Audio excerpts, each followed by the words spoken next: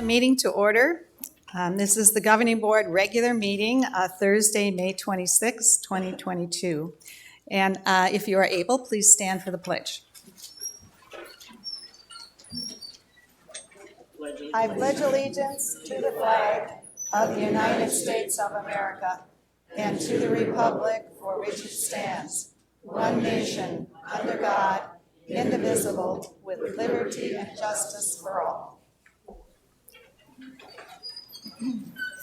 Okay, we do have a quorum with all of our directors in attendance. The first item of business is the approval of the minutes from April 28th, 2022. Were there any corrections that we should make on those minutes from April 28th?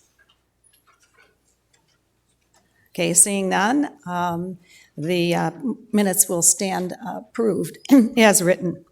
And then we also need to approve the May 11th special meeting minutes.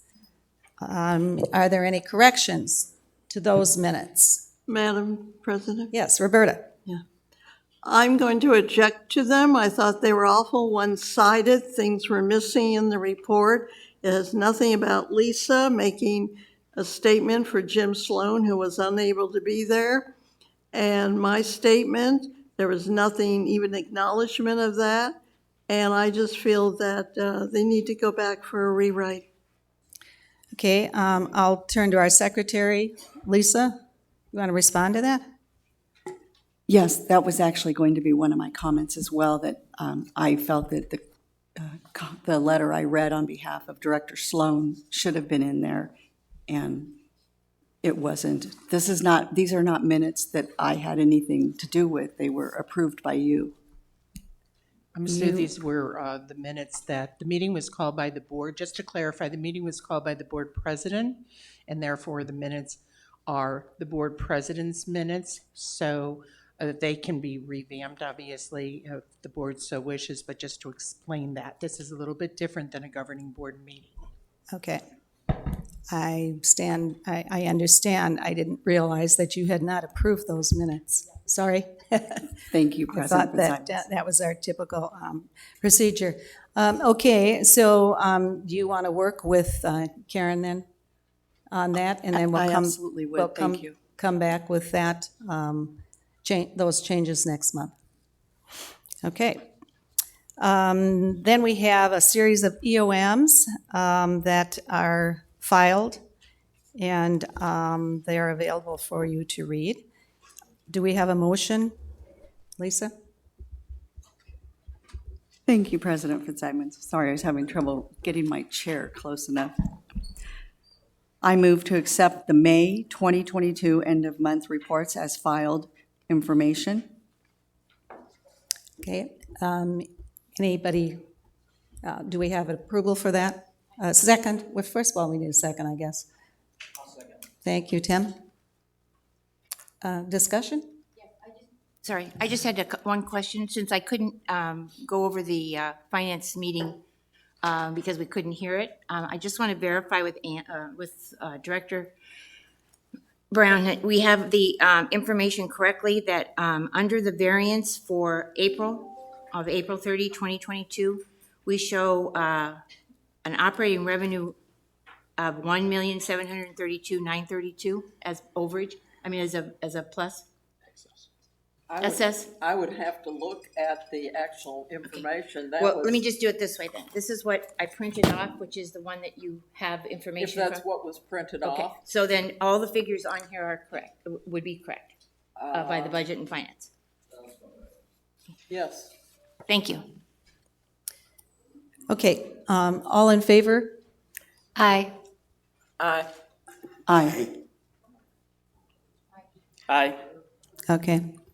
All right, the motion passes. Let's move on to a special report of one of the committees. Each month, we try to highlight one of our committees and their end of month.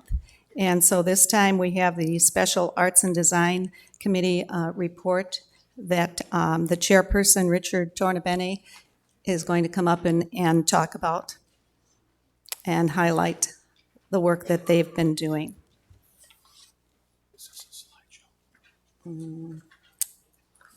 It's this.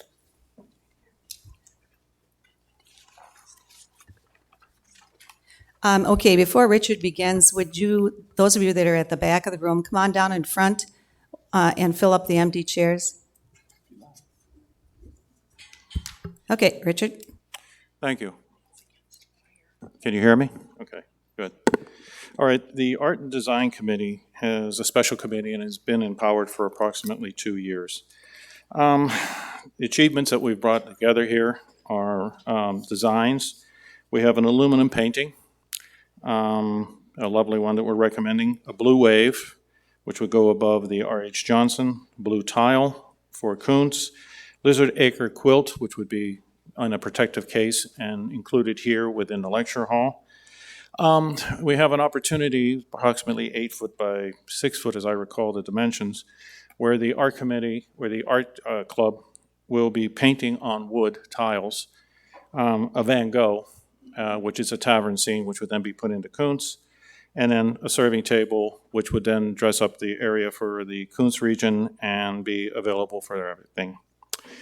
Right now, we did have a couple of slow starts. I think there was some confusion as to how approval for funding came about. We know we have a $30,000 budget, but there was some confusion as to how much authority we had to be able to spend that budget and who had to approve it. Once a clarification came about, then we started moving forward and we'll be presenting to the board for the final approval, as you are the only ones who can approve any amount of financing. We then made a presentation to the property committee of all of the projects that we had recommended. I think there was only one that they disapproved of or disagreed with, had an issue, and I believe it was the blue wave, because that one was going to be very structural. I think all the rest of them, the committee unanimously approved of them or believed that they were good. Let's see, presentations will be made to the governing board. We are up against the wall. We're coming up on the end of the fiscal year. And if we don't spend the money, then it's my understanding that that money will revert back in if we don't get approval and the committee be continued. My recommendation and request at this point in time is that we do approve the continuation of the Arts and Design Committee, possibly making it into a permanent committee. I think the committee was impacted on some of the elements that was trying to get done by COVID, inability to meet with people. And in addition, the confusion, which we had to sort out as far as administration, who does what, where, and when. So are there any questions?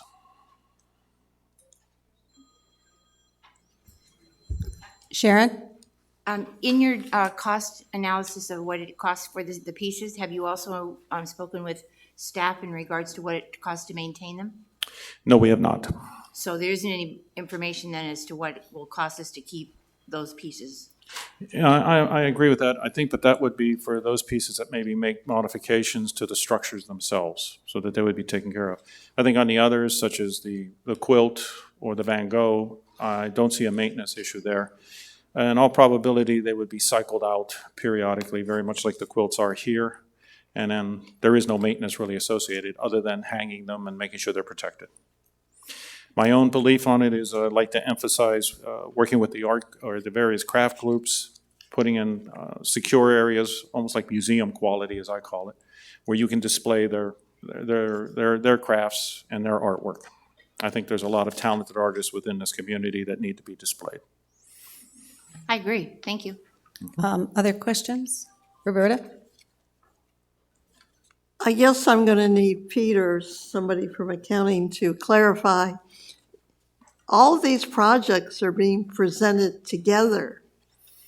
So to me, that's 14,000, and that needs governing board and properties approval. We weren't given just one that was $4,999. We were given cumulative projects. So that's over They each have a 14,000. separate price tag. the total for the whole What was thing is presented to 14,000. properties, each item had a separate item. Right, but they price. were presented together. If I can address As I that. remember it, you voted individually on that. Right. And we did not approve the tile project at Kuntz. Yeah, it's, recommendations from two different committees. Ann? Are we saying this is a motion right now? No, Okay. Will this come as a motion? it will have to come as a motion. Thank you. Okay. Is that it? Okay, any other questions of Richard? Anything from the audience, questions? You have to come up to the microphone, give your name and your rec card number so it can be recorded.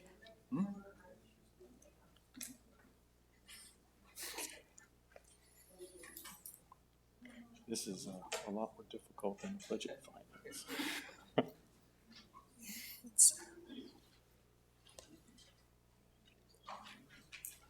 Over here.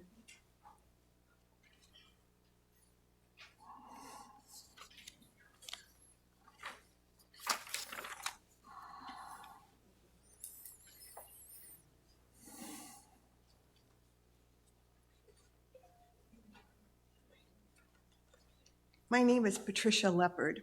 I live on Maplewood Drive. And let me see what my rec number is.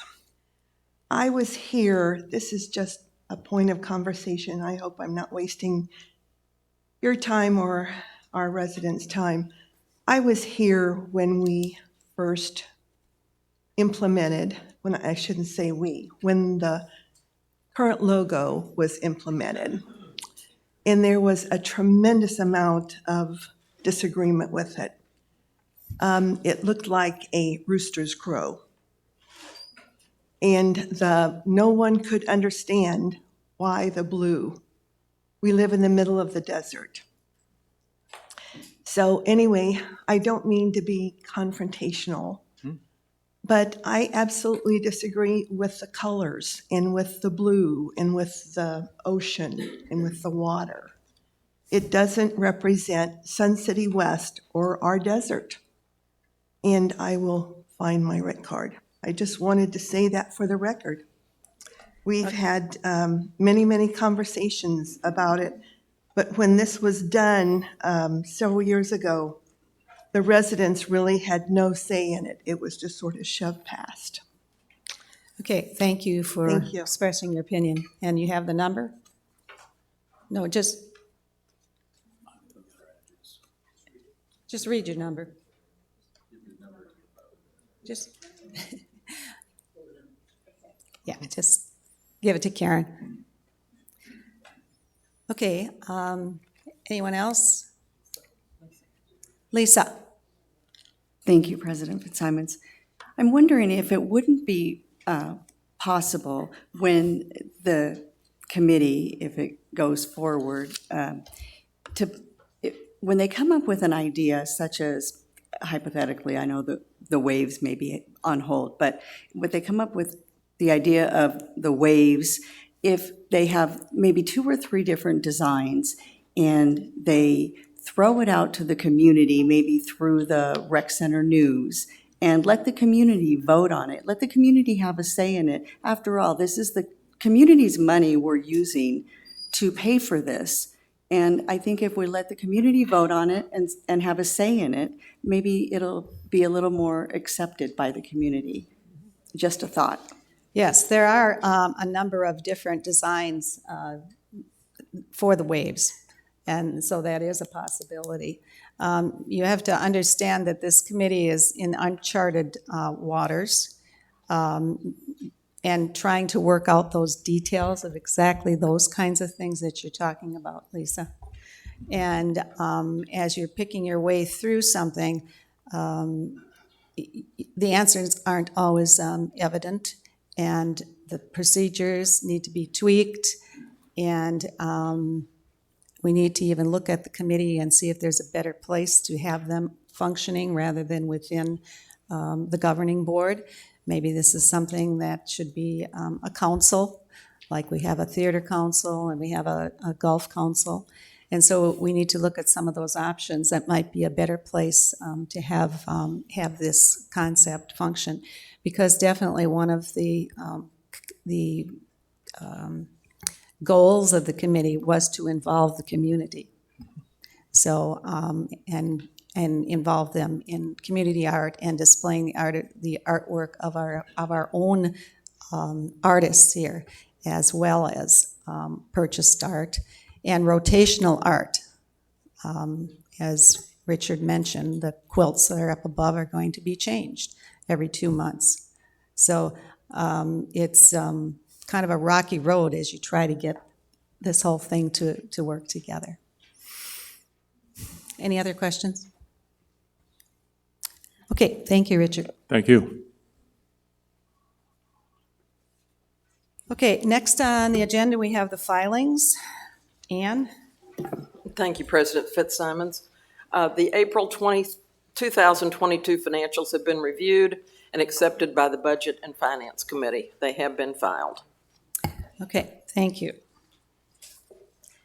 Now, on to the next item, which is policy CO1 revisions.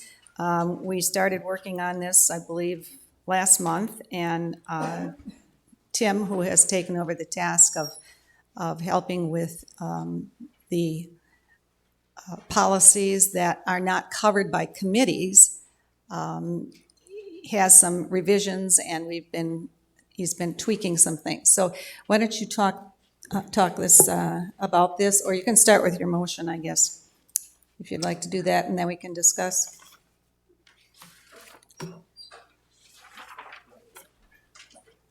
Oops. That's right. The motion, I move that the governing board approve in gross revisions to policy C1 standing and special committees as redlined. Is there a second? I'll second. Thank you, Donna. Okay, now Tim.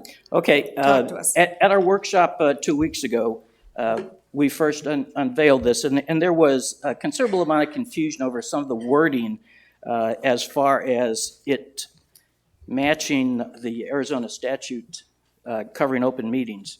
So what I did was went back to the statute, Title 33, 1804, and rewrote the policy to make it more clear as to what exactly was expected about notice and agendas for the minutes, and that's what's in here. The other thing that we did was there was some discrepancy on the title, on Karen's title of being governing board manager versus governing board executive assistant, and that was changed to executive assistant to make it consistent throughout the paperwork. And one third thing was this goes to 4.7.2. Committee meetings shall be conducted as open meetings under ARS 33-1804. Advance notice with agendas of committee meetings shall be published at least 48 hours in advance, available on board docs or on a governing board approved website. Agendas shall contain information that is reasonably necessary to inform the members of the matters to be discussed. The published agendas may be printed and/or available on screen to attendees. And that language was taken directly out of 1804. Okay. Anybody else want to make comment about this? Questions about the changes that have been made? Any questions from the audience? Okay, are you ready for a vote? Okay. Can you reread Jim? it? Oh, yes, reread the motion. Correct. I move that the governing board approve the in-gross revisions to policy C01, standing and special committees as redlined. Okay. Signify by saying aye or yes. Yes. Yes. Yes. Yes. Yes. Yes. Okay, the motion passes. We have the new revisions that will be put in. Okay, the next item on the agenda deals with our budget approval. And Ann, are you going to go with the motion? I thought we were doing Are we gonna- master plan. Oh, sorry, I skipped one whole area, didn't I? Couldn't find my paper. Okay, master plan next steps. Our general manager, Bill Schwinn, will give us a little report. Thank you. Thank you, Becca. And good morning, everybody. Thanks for coming. Just a little bit of a brief report on where we sit currently as far as our master plan update goes. Our workshop, as far as this month goes, provided some insights and priorities based on over 5,000 people responding to a survey that was distributed several months ago to our residents, kind of gathering a bunch of information for us to kind of get a grip as to what we're dealing with and where we're going as far as maybe a 5 and 10-year plan. So a lot of good data came out of that. Most surprisingly, really was the vast expanse of generations that we deal with as far as providing facilities and recreational programs and those types of things for people of a wide variety of ages. So that is a serious challenge when it comes to programming and making sure our venues and our opportunities here serve all. So that was all good. So we're looking for opportunities for things that we can control, basically is how we use our amenities and how we program and look at the infrastructure that we've got in a long-range basis. The big ticket, and this is no surprise to anyone, is water conservation. That is a hot topic here, no pun intended, in the state of Arizona, and continues to be so. So we have a very wonderful opportunity here for those of you that do enjoy golf. We've got some terrific venues that do require water to sustain themselves, as do the taps that you run and the showers that you take and those types of things. So we are very cognizant of what we're into. And in 2025, the world changes for us. So we, as the managers of groundwater used to irrigate our golf courses, are going to be restricted to what we can throw. Our golf courses, or anyone trying to build a golf course in the state of Arizona from here on out, will be limited to 90 acres of turf. How you use it is to your concern, but you have to be able to show a 100-year water supply in which to do that. So whether it's coming out of the ground or using effluent water or those types of things, that's all between whoever's developing and the Arizona Department of Water Resources. We are sitting in a very good spot. We have groundwater rights that have been obtained, and so we are looking at the observation of how much water we throw and where we throw it. And within the proposed budget that you're about to hear today, one of our big projects at the Grandview Golf Course is the replacement, per se, of a 40-year-old system of irrigation that'll take into effect the amount of turf that we need to throw in 2025. So we're getting a little bit ahead of the curve there, and basically replacing a little bit of unusable grass in our golf system with a little bit of decomposed granite and desert landscaping to help comply with we know what these new rules are going to be in a couple of years. So turf removal and water conservation are kind of always on our mind. And again, you'll be hearing a lot more about this as we move forward. When it comes to water in the future, there are also two properties that we don't have any real management control over within the walls here at Sun City West, but the Hillcrest Golf Club and Briarwood are under the same situation. In a recent meeting with the Hillcrest Group, they've asked if they could get on the agenda for our governing board workshop in September to talk about their upcoming plans and what they're planning on doing as far as their water conservation efforts on their particular piece of property. Right now, it's a golf course. It will remain a golf course. Maybe a little alterations along the line, but they have 172 acres of turf there. They're going to have to drop that down to 90. And so they, too, are going to have some developmental problems or changes or challenges like we all do. And they have, at least initially, have a couple of plans that they've been working with, and they'd like to present their latest and greatest at the governing board workshop in September. Unfortunately, I do not have that date in my head. Anybody? Thank you, Tim. And in a meeting the other day, we were talking with the folks over at Briarwood.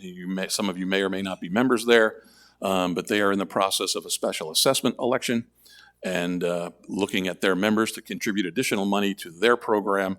That election results will be provided on June 16th as far as raising some money for them to be able to help offset some of their costs that they've got ahead of them when it comes to realigning sprinkler heads and those types of things to make sure that they are in compliance with the water conservation scenario coming up. So that's part of our master plan update. I just want to give you a little bit of brief up as far as the water conservation goes. And then when it comes to programming changes and possible additions, the two things that really came to fruition initially out of our results from the master plan are obviously the increase in pickleball. That sport is growing beyond belief, and so we are doing an assessment there. What can we do to help them and look at potential providing additional courts based on their numbers? But what we're really focusing on really is the data. Show us the data and the need and that kind of thing so we can really make good, positive decisions when it comes to the utilization of funds. And then casual dining inside the walls came up as one of the key aspects out of this master plan from the owner members as well. They'd like to see a couple of opportunities if they can, as far as having some kind of a casual dining enhancements made somewhere within the walls here at Sun City West for people to enjoy. And that really kind of buttons up where we are at moving forward. I'm sorry, I can't get this thing to move. Am I done? Thank you. Moving this thing forward obviously requires a little bit more funding, and that is presented within the upcoming budget. And we are here today seeing what the governing board would like to do when it comes to the finalizing of the approval of that budget. So that concludes my report on the master plan. I thought there was more. No, is there one more slide? No, not that one. I am done? All right. Okay. Maybe, I don't know if it got deleted or not, but there are focus groups we're going to try to bring forward. We've got Torch graduates. We've got the governing board committee and special committees we'll be trying to gathering to get more information moving forward to discuss all that. I apologize for leaving that slide off. Sorry. Was it? No, I'm sorry. All right. That concludes my report. Thank you, Steve. Any questions for Bill? I do have a question. Tim? Bill, these committees that you're talking about forming, are you going to form them over the summer? Are you going to wait till September? What's your timing on that? Well, obviously, the September scenario with Hillcrest and the water conservation scenarios, that's going to be through there, obviously, with Briarwood. But in speaking with our consultants, we'd like some of the Torch graduates that are still here, we'd like to assemble some of those. Again, it comes down to funding come July, and that's where we're at. But with our residents and trying to get the full committees kind of rolling and on board, it's somewhat a wait till fall until a lot of the folks return and we start seeing our numbers increase. Okay, thanks. Okay, other questions of Bill? Harry? Bill, is Michelle still under contract? No, sir. No, so we have no contracts with We're not obligated either group? for any consultants at this point in time. And so the last report she gave was her report? Her final, unless we basically move on and move forward and reintroduce some steps and scope of work and that type of thing, and either bring her back or we can recruit and dial in if you want to go a different route other than her. There are other consultants out there that do this type of work, but I've been pretty happy with what she's done. But as we sit here today, the scope of work that she was contracted to do has concluded. Thank you. Other questions? Anybody from the audience? Okay, thank you, Bill. Yes, ma'am. All set. Okay, now, on to where I started out before, I guess. Budget issues. Ann, do you want to start with the motion? Thank you, President Fitzsimons. I move that the governing board approve the fiscal year 2022-23 total budget. Is there a second? I'll second. Thank you, Donna. Okay, discussion, Ann, you've got the floor to begin with. Well, I want to start by thanking everyone who has given input. This is, I believe, the 12th or 13th time that the budget has been shown to the community. And I wish this many people had shown up for the community forums that our general manager had. We have had open forums, we have had governing board meetings, and we've had budget and finance committee meetings. And all of this has been very transparent. When the Budget and Finance Committee first saw this, we had several recommendations, and those were taken under advisement. We are not a rubber stamp committee. We study these things seriously, and we had several recommendations to make. We've also had plenty of opportunities for people to ask questions. So I hope those have all been answered with all the opportunities that have been given. I would like to just give a little overview of the budget, if I may, before we go further into the discussion. Would that be acceptable? That's fine, go ahead. Okay, thank you. First of all, let's see, do you have the PowerPoint available? Go up there. Go up there. No? Hurry up.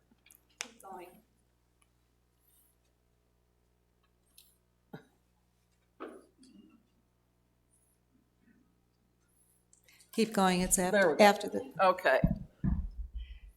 Okay, the first slide, go to the next one, please. This just shows all the times that we have engaged and the committees that have seen this. We've had inputs from all the standing committees, which are the Sports Pavilion, which of course looks at the bowling rate, the Golf Committee, which has cussed and I'm sure discussed the golf fees. The Properties Committee has been seeing this thoroughly, and then starting with the Budget and Finance Committee on the 21st of February when this was first made public. Going to the next one, I will tell you that the primary goal of the Budget and Finance Committee is to preserve and protect, maintain, and enhance the assets of our corporation. We need to meet or exceed the minimum reserve funding requirement established by the board, which the board set between 40 and 60%. We are currently at around the 50% range. As we see going forward with many of the irrigation projects that we have to do, that is going to dip in a few years to about a 42% level as currently presented in this budget. We want to meet the goal of investing in new capital projects, and we try to maintain the standards that we have through our existing financial policies. What we proposed was a change of $28, which is a 5.6% increase. Last year, we had no increase. What we are proposing right now is less than 8 cents a day. It amounts to about 54 cents a week. It's certainly less than the inflation rate. It's certainly less than what people are paying when they go to the grocery store and the gas pump. We all know that. The Budget and Finance Committee did propose a $300 rate increase for the APFs. This is money that will come from future residents. So we had, the general manager's budget originally proposed $3,700 for next year, up from a current $3,500. We suggested that that go up to $4,000. So that was another $300. That is based on a volume of 1,200 new residents a year, which we hope will happen. We all know that home sales have been very robust, but with changes in interest rates, things are slowing down a little bit. We don't see houses going in a day anymore. Sometimes it's taking a week, 2 weeks, more than that. But we also know that we have a lot of people who are interested in our community. We still rank throughout the U.S. as the #2 community for retirement. I spoke to a friend of mine yesterday who lives in the Villages, which is #1. I've been to the Villages. I like Sun City West. When I mentioned our rating, our dues, she asked if that was per month. She was quite shocked when I told her it was per year, because theirs is closer to that per month. We looked at budgeting a little fewer golf rounds for next year because we are going to have some closures of some courses, and that's been taken into consideration. We did have some fees in the golf rates. We had some fees in bowling. We also did some changes in the facilities rental fees. Effective the 1st of July, we will set a market adjustment to a minimum of $15 an hour for all full-time positions, and we analyze all other positions to stay competitive in the job market. Many people have said, well, why are we comparing ourselves to Amazon? Amazon is not necessarily a benchmark because Amazon offers a lot more in benefits than we can do. But when we look at wages, which is what most people look at, we need to be competitive for pulling employees into Sun City West. So this is for our full-time employees. We looked at our health insurance. Our rates are going up. The rates for next year have increased by 20%, and we estimated that at about 15% because they're not effective until the 1st of January. Overall inflation factor, we used 5% for non-labor operating expenses, unless we specifically know something. Last year when we presented the budget, we didn't know we were going to be hit by a big increase for grass. And if any of you were here last year in the summer, the board met and we unanimously approved that we were going to spend another $400,000+ for grass seed. And those of you who are over the winter, I think if you look at our golf courses compared to any of them in areas around our community, if you went to Grand or Sun City or any of those, our courses were primo. And people enjoyed having that.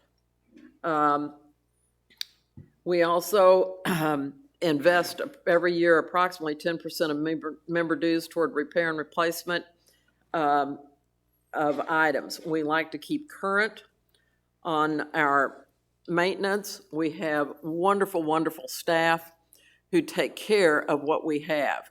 We don't have to call in plumbers or electricians. We have them on staff, and we have a lot to take care of. If any of you have been through Torch, you've heard all the statistics of how many toilet stools we have in this community and how many air conditioners. It's a lot that I never realized until I took Torch. If you want to go to the next slide, please. We're looking at the number of FTEs. You may want to know what an FTE is. An FTE is considered a full-time equivalent. If Lisa's working 20 hours a week and Harry's working 10 hours a week and I'm working 10 hours a week, between us, we are 40 hours a week, we would be one FTE. That's how we look at it, is in units of 40 hours. It's not people, it is hours of work that are produced. As you can see, we currently have open positions. We didn't budget for all those available. We budgeted on what we have had, actual hours paid, and the current operating environment. Would we like to hire all those people? You bet. But it's not going to happen, and we're not going to budget for them when we know they won't be there. That would not be the right thing to do. And last, you will see what has been proposed. I'm not going to go over this verbatim because it's been presented several times. I just wanted to give you a little background information on what we've been doing. The budget packet does tell in detail what we have in our major categories, what we have from our operating revenue, what we have in operating expenses, what we have in our capital, what we get from the different categories. And so that, kind of in a nutshell, is where we are. Like I said, this is probably the 13th presentation, but we've had a lot of them. Thank you. Yeah, thank you very much, Ann. That was very, very helpful. Okay, board, do you have questions, discussion? Harry? Thanks, Madam Chairman. As I brought up in the last two meetings, I talked about transparency in the budget. And I think the budget should be transparent with explanations of increase and decreases from the previous year. The capital expenditures for the budget year should be offset by preservation fees collected, investment income, and additional amounts required to keep the preservation fund at its percentage. A line item expense in the cash budget would be the amount determined needed to go back to the fund to make sure it's properly funded. And Pete does a good job of determining that amount. It shouldn't be whatever the profit is at the end of the year. It should be a specific number. The budget should be around the zero amount, as this is a 501c4 homeowners association. We should not be showing big profits at the bottom line. Any deviation should be addressed and properly explained. Amounts put in changing demographics need an explanation. A figure added to the end of the contract needs to be explained and justified in our contracts. I've heard that there's just 10% automatically added. Some of the things I've seen shows that we're never over budget, we're always under budget. And that leads to the question that is always made is, oh, that's okay because there's money in the budget. And I don't think that's a proper comment. If things happen like the pandemic or like the seed that Ann said, we have a meeting and we can adjust for that and vote on it as a board, which we did, and it's approved. And it might even show as net loss for that year, but then in the next year, you have justification for a dues increase. If the budget is not close to actual, to me, it's basically worthless to the community and means nothing. Clear facts and honesty are the results our committee should see. Thank you. Pete, do you want any response to that? I'm not certain, Harry, I'm thinking that maybe this is, I think this is something that maybe you're looking at in terms of restructuring how we receive the budget and how it's produced, which would be something that I would think that the BNF committee could focus on for next year. Is that? Yes. So it's relating more to the future. Am I understanding that correctly, Harry? Well, and I think it reflects to the comments made from the community this year. And I think it's something that should be addressed. Okay, Pete? Sue? Bill? Sue, may I make a comment before Sure. management does? Looking at numbers does not tell the whole story. We have a policy, FI04, Reserves Fund Policy. This policy is to establish and maintain a reserve fund in accordance with the association bylaws and to fund capital expenditures as defined in FI2, capital projects budgeting. 3.31 says repair and replacement requirements include funds for annual major repairs and or replacement of the association's capital assets due to normal usage. The financial staff has put together a reserve study which goes out 30 years for all of the capital items in the whole association. Anything over $5,000 that has more than a 5-year lifespan. And it has a rotating sequence to when those assets actually have to be replaced, okay? So it's a study that looks down the road and says, okay, in 5 and 10 years, we're gonna have to replace this, we're gonna have to replace that, and there's financial money attached to that.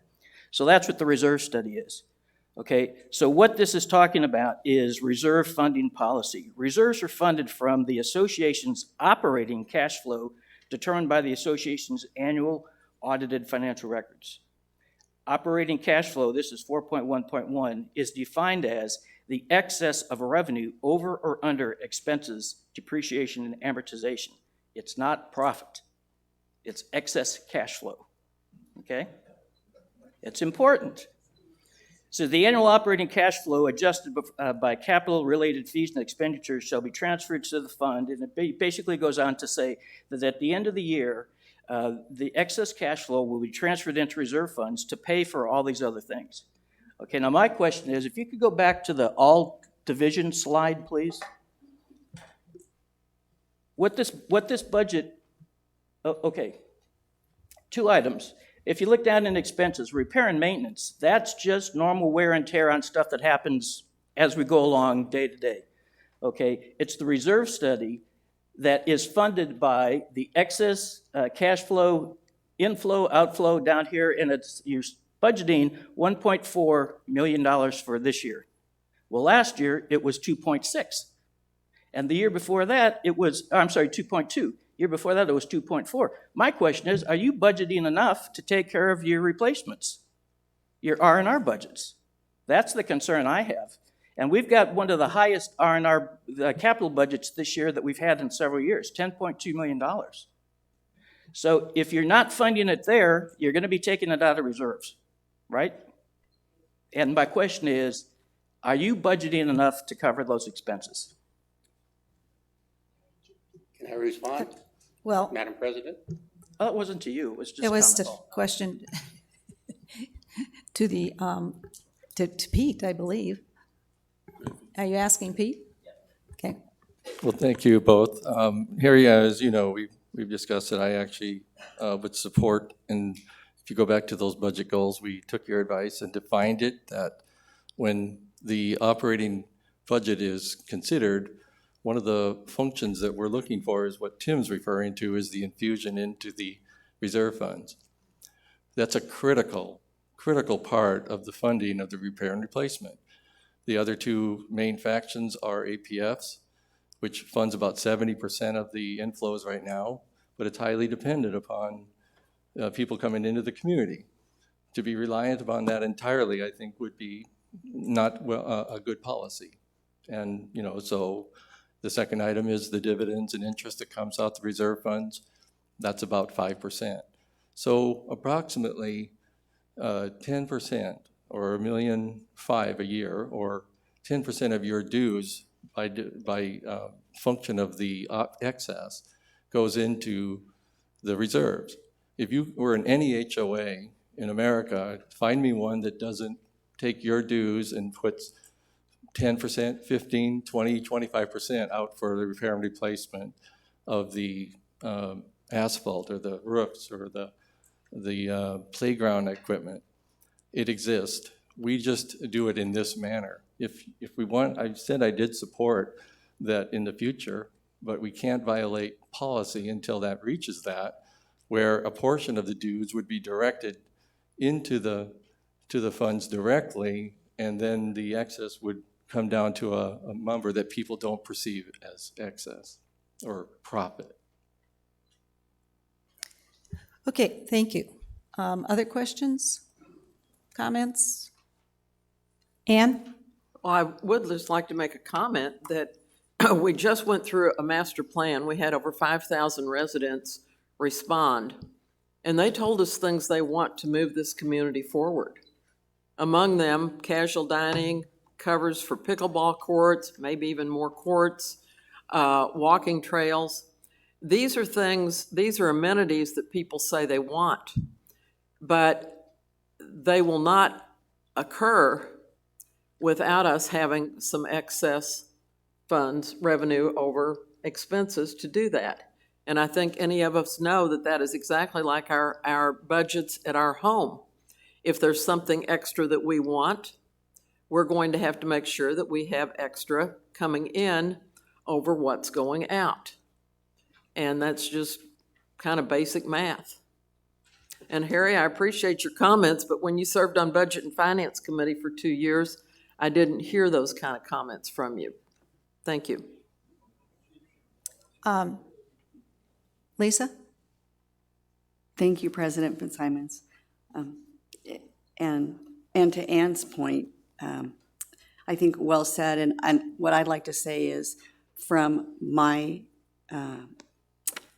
point of view, I guess, where I'm stuck is, I think this 5.6% dues increase is just too steep, and I'd like to see it reduced. And I think that we can certainly go back to the drawing board and come up with, you know, with Ann said, I think she hit the nail on the head when she said, with our personal finances, when we have something, we go back to our budget and we see, okay, maybe we have to cut back in another place. We have to maybe trim the fat, per se, in another area, and maybe that's what has to happen here. We have to look and see, we being the staff in this case, because they're the ones that put the budget together, and they need to go back to the drawing board, per se, and look and see where they can trim the fat in what areas. I think there are other areas that they can address.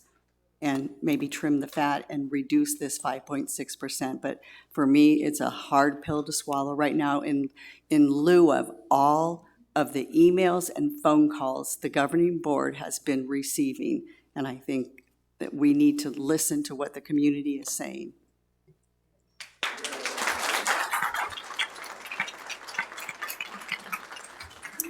Sharon? First of all, thank you, Ann, for the comments, and Tim as well. But if you look at the pages that you gave us specifically in our information, it says that budgeted for 2022 and 2023 is at 52%.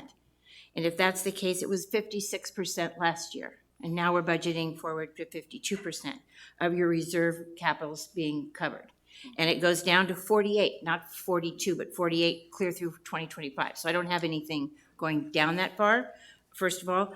But the other part in relationship to what Lisa is trying to say is when I look at this budget and I look at the amounts that are projected versus how much money we've made this year, we are over almost $4 million.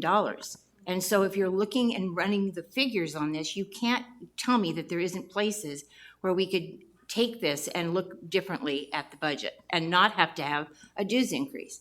In addition to that, when you've got your salaries and your health care and the rest, we made inputs into that last year of over $47,000. So they've already had an increase in benefits of 5%. So you can't just say we didn't get anything last year because we went ahead and did something. Bill put it in. I have no problem with the fact that he spent $47,000 on it and it's helpful for the staff, but you can't say they didn't already get something. So we've already put that in there. So we went from 80% to 85% of covering in benefits. So now you're getting that again this next year. It's not like it went away and we went back to 80%. So I think we need to send it back and have it differently. I don't agree with taking $4 million and just saying it. And again, you also raised all the fees. Well, how do you know what the fees raised aren't going to promote what you need so that you don't have another $4 million of overage? And I'm calling it overage, not free money. Okay. Jim? Yeah, I think this is the fifth budget that I voted on, and normally they go through like this. This is the first one that I've had trouble with it, and I'll tell you why. Back in the day, we used to talk about the surplus, an excess, whatever you want to call it. It's not profit in our case, but it was designed to build up the reserves because the reserves were not to what we needed to have, and it appears that we are at that level now. We are in the middle of the zone that the board has set. We're at 50%, 52, whatever the number is. And so I have a problem with the dues going up, but we also with that comes the dues, the APF fees, the golf fees, the bowling fees have all gone up. And there's clubs being disbanded and now charging rent for those groups coming to our place. So why are all of this money is flowing in? I don't understand why that's happening. We seem to have gone from a focus from providing wonderful amenities as part of our dues to now we're charging more and more for things. And,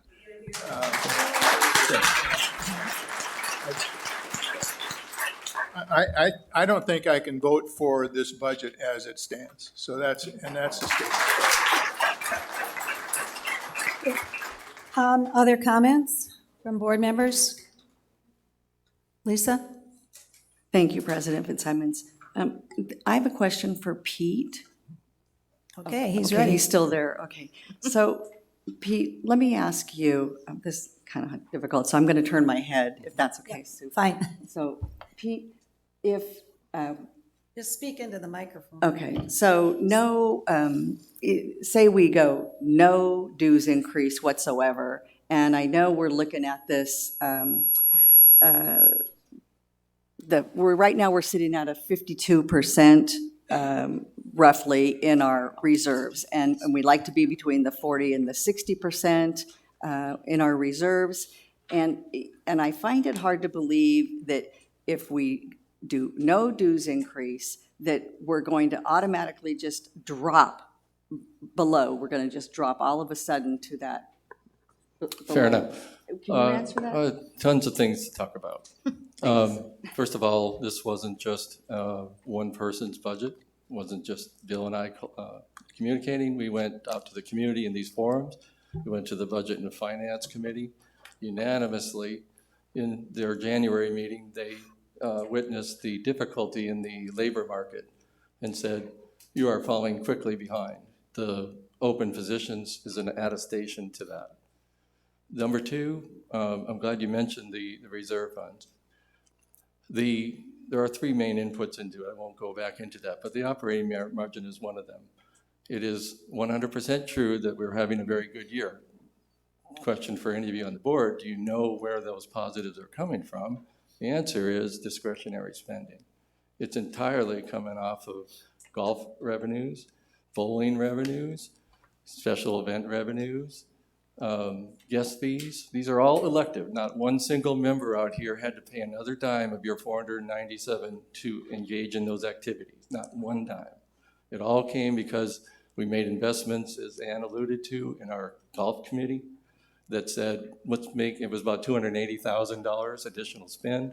We made the comment that we believe that will support additional golf revenues. The data supports it. So we ought to all be very positive of that. Another item was the APF, all-time high. There was 50 new properties from the Cahovian investment or development near Fry's. It did help that infusion, there's no doubt, but we're, I think, on a pace to be in the 1,500 range. This is all good news. It infused about another $1 million. I would encourage you all to look at the Budget and Finance Committee. Not so good news was the reserve funds over the last 9 months. The reserve funds are invested by your policies in bonds and equities. And at the BNF, we had presentations by our investment manager, Cap Trust, and they mentioned it was historic times where both the diversification portfolio, where you have bonds and equities, usually in most times, those offset each other, where one's going up, the other offsets it. Didn't happen this last year. So we've had almost, you want to go to a $4 million surplus and ignore the $3 million or so that's published, then you have to start looking the way we do at long-term investing. So to answer your question, go to the operating margin up there, and it is one of the infusion points that I mentioned. We only tend to try to look out 5 years on our modeling for the budget presentation. We do that because there are plenty of things that are able to be adjusted in there, which is to say, you could make a decision not to make any new capital spend. You could decide not to do some of these capital investments and push them out on the repair and replacements.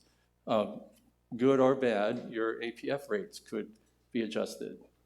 But to your point, if you look at the 52%, and I don't know how many of you out there know how this works, but it takes the reserve funds as the numerator, and the denominator is what's called fully funded balance.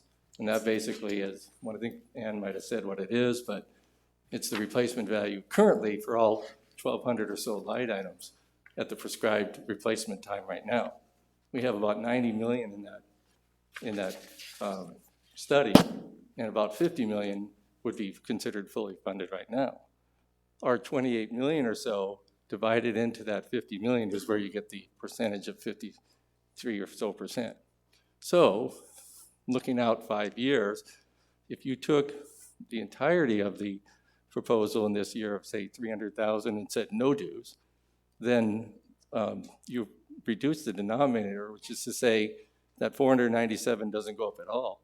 So the modeling is going to lose that 300 grand every single year. So now you have to take $1.5 million or 300,000 times 5 years and say in 5 years you're not going to have those money in the bank. And take that $1.5 million over 50 million, and you just lost 3% on your reserve fund, just on your percentage, just like that. To me, those are all components which can be up for discussion. We don't, give an absolute to this. We want this forward to be discussion. But the biggest risk of all, by far, from my chair, is the inflation. Because that 55 million or so that resides in the FFE, we're all kind of saying good news right now, but our modeling says that those costs are going to go up by 3%. Anybody look at the inflation rate in the last 2 years? 5.8 and 8.1. And eventually, that 55 million denominator could move to 55, 60 million, and suddenly your percentage of funding isn't going to look so good. So we make the opinion that 10% of your dues by this mechanism of coming into the funds is the only surefire funding for that R&R. It's the only one we can absolutely count on. And so to jeopardize that is your choice, but I think this was a prudent, 10% of the dues is very common in the industry and actually on the low end. So that's my opinion. So.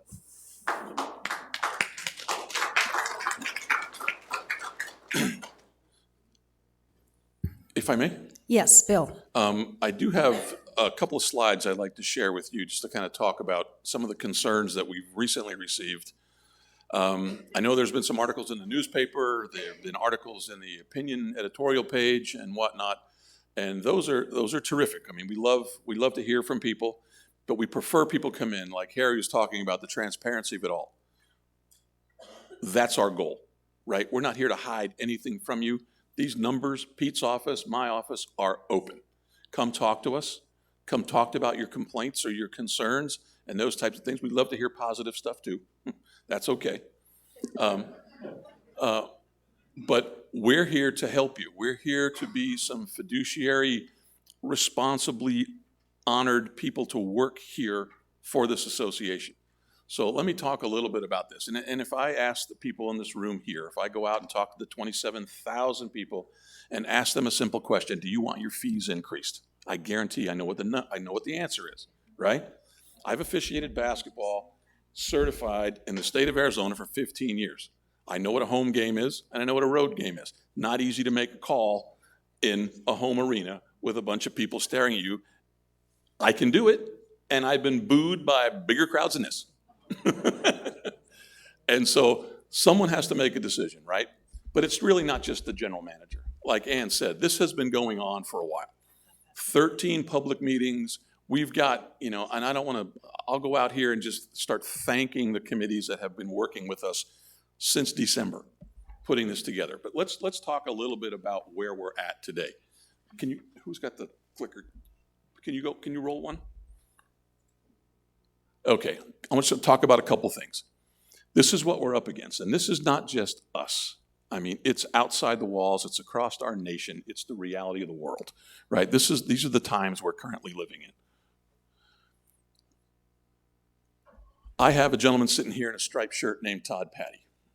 Russ Boston is not here today. I think his significant other's not well, and she's tending to her. These are the two ships on the boat, the ends of the boat, keeping this thing floating in the right direction. They've both been here for 30 years, taking care of the venues that we have here. And the reason this place looks like it does, these two guys really are the leads. But in Todd's world, he's down 35 people.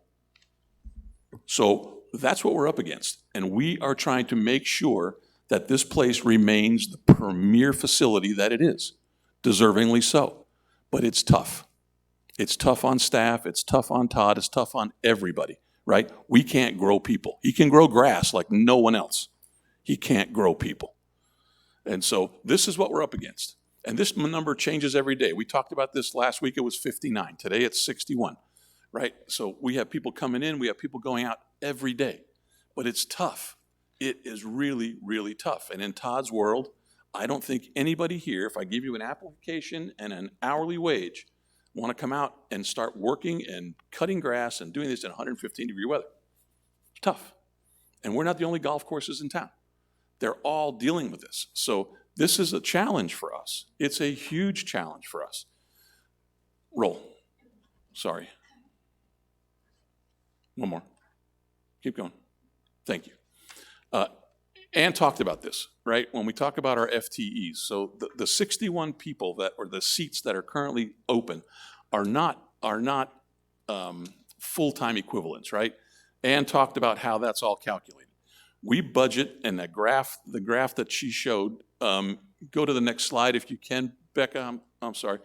This is a 10-year history of the hours and when you calculate all of the hours that we've paid people to work here, divided into full-time equivalents of people. So this is what we normally have working for us over the last 10 years. And you can see once COVID hit, we dropped. Kaboom, man. And we are still trying to make sure that our facilities are open from 6 o'clock in the morning till 9 o'clock at night. Our golf courses are maintained. Our lawn bowling is taken care of. The bocce courts are taken care of. Everything in the folder that we have that says, what do your annual dues pay for? Is a plethora of things, not just recreational. It's an administrative operation. We're $25 million operation. And we do it now with a lot less people. And it's tough. And so last year, thank you, or the current budget year that we're in, we had an equivalent of 287 full-time employees. We actually employ about 450 people. But doing the FTE math, these are the numbers that we're at. So this year, we're asking for 4 additional FTEs, right? We got 61 openings. The chances of us hiring 61 people, I don't know if we can. If any of you know of a bus from Ukraine that people need jobs, bring them here. We just don't have the people, right? And so it's tough. HR is doing what they can to kind of help us along in this margin, but we're not over budgeting staff to pad any budgets. There's no trickery going on here. This is reality. This is what we're up against. So again, the 4 FTEs we're trying to bring on this year, based on the job positions we currently have open, we're asking for 4. And so the 4 FTEs, based on an approximate $45,000 a year on those people, equates to about $180,000 of the approximately little over $450,000 we're asking for to offset with the $28 increase, right? So $28 increase will get us close to $500,000 in what we need to help offset our operating cost. When I came to work this morning, I turned my television off. As I was doing that, I was staring at the television, and those people in Los Angeles are now paying $7.80 for a gallon of gas. It's crazy. That affects us. Todd mows grass, hundreds and hundreds of acres, and gasoline goes in lawnmowers, as does Russ's trucks, taking care of all the facilities that we have here. Our electrical costs and our labor costs, they're all being passed on to us. Carl has millions of dollars in contract coming up here in the next fiscal year to take care of improving a lot of our facilities, right? You'd be amazed at what it costs now to have a truckload of granite delivered from Lake Pleasant to here. Labor costs, gasoline costs, that truck, it's crazy. But they hand us a bill, and we have to pay it. And we have to have money to pay it. And I'm sorry to tell you that. That's, again, bad call on a home game. I apologize, right? But I'm calling it like I see it. And this is what we're up against. So other increases that we've got there is outside competition. Yeah, we're not Amazon, but we do lose people, right? And if we're trying to recruit folks that if they can go flip a burger for $17 and we can only pay them 15 or 13, that's what we're up against. Again, air-conditioned work versus outside work. It's a problem. Recruiting people and retaining people is something that we focus on severely because we need bodies. Annual merit increases come to honor the people that are actually here working, and our benefit costs rise, something that we have no control over, right? 401k fees go up, health insurance fees go up, and the state sets the wage limits. Uh-oh. Thank you. So we're looking at bumping folks to $15 an hour, and that affects 15 full-time positions out of our herd here. 250 part-time positions are under $15. The minimum wage currently is $12.80, but I think come January 1, it's likely to jump due to the Consumer Product Index. We're probably looking at $13.50 to $13.90 an hour. And those are mandated by the state of Arizona. Again, it costs us money to do that, and we need the budgeted funds. Again, ongoing maintenance. We are a premier adult retirement community. That's been noted. We rank very, very high nationally. This is a great place to live. And $525 for everything that you get, to me, still a bargain. $28, I challenge two of you to go to McDonald's and go have a dinner at McDonald's, and that is close to $28. Highly rated caliber golf course from USGA, second to none here. I don't know how many of you golf and take advantage of the situation here, but they're beautiful. But it does affect your property values and everything else associated with Sun City West, as we are a golf community. They're beautiful, but it does cost money to operate. And in October of 2023, we'll be hosting a world championship at our lawn bowling facility. I don't know if you've been out there lately, but Todd and his team have been out there laser leveling 3 of the 4 courts out there. They're coming along very, very nicely. But again, they come to seek us out because we are good. We do television commercials here. They seek us out. Can we use your golf course? It's beautiful. Can we use your pickleball courts? It's beautiful. We had Michael Phelps swimming in our swimming pool over at Palm Ridge, doing help me with the Under Armour. I was going to say underwear. Under Armour commercials. Sorry, Michael. Huh? We did. But it was in the middle of the night. No one was out.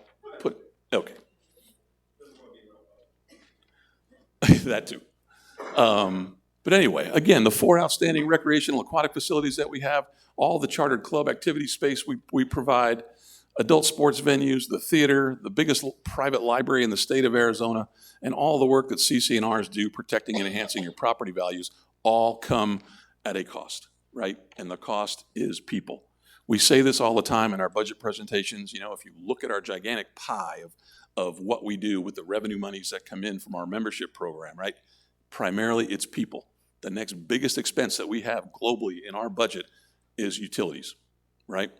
And then the third little sliver of that pie, the remainder of that pie, are the repairs and maintenance that Mr. Hurley was talking about. And those expenses, you know, those costs go up. So we've assembled as best we could over the last 5 months where we are today and presenting, you know, this particular budget.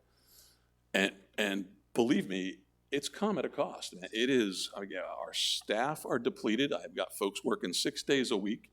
My wife comes in and mop floors after special events because we don't have enough staff to take care of that. We're stacking tables at midnight. And so it's what we do, right? We have to do it. And I can't thank Ann enough for all of the work that her and her budget and finance committee have done. They ask difficult questions. They get dirty. They get knee-deep and dirty, and they've been doing it now for a while. And the last thing that I can say, and I can reiterate, I believe, what Ann was talking about, is for the last 2 months, they have unanimously provided a 9-0 positive approach and recommendation to the governing board for budget approval. Again, not an easy call to make. No one wants their fees increased. I don't like paying more when I see the gas bill come in for what we have to do when we get 500 gallons of gas delivered at our golf courses. That's steep, but we have to do it, right? Bad call, but someone's got to make it. Thank you.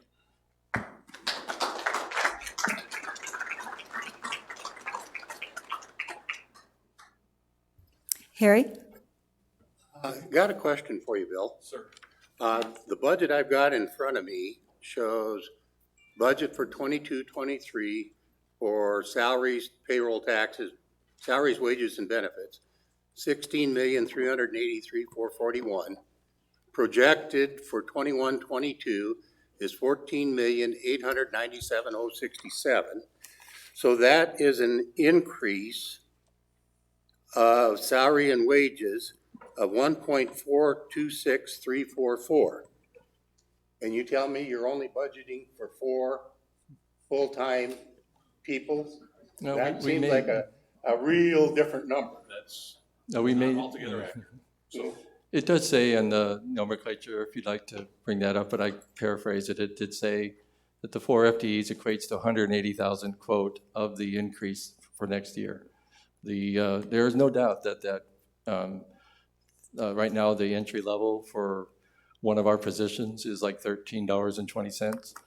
I'll highlight the compression issue just right in front of us that Bill alluded to was the very likely increase on the CPI for our minimum wage will actually exceed a full-timer's wage. So we will absolutely be almost invariably coming to you at that point in time if you decide that this is an area of concern. But the decision within this budget was to make the full-time, for the most part, looking at every position. It's not a unilateral, so no employee out there right now says, oh, I can count on this.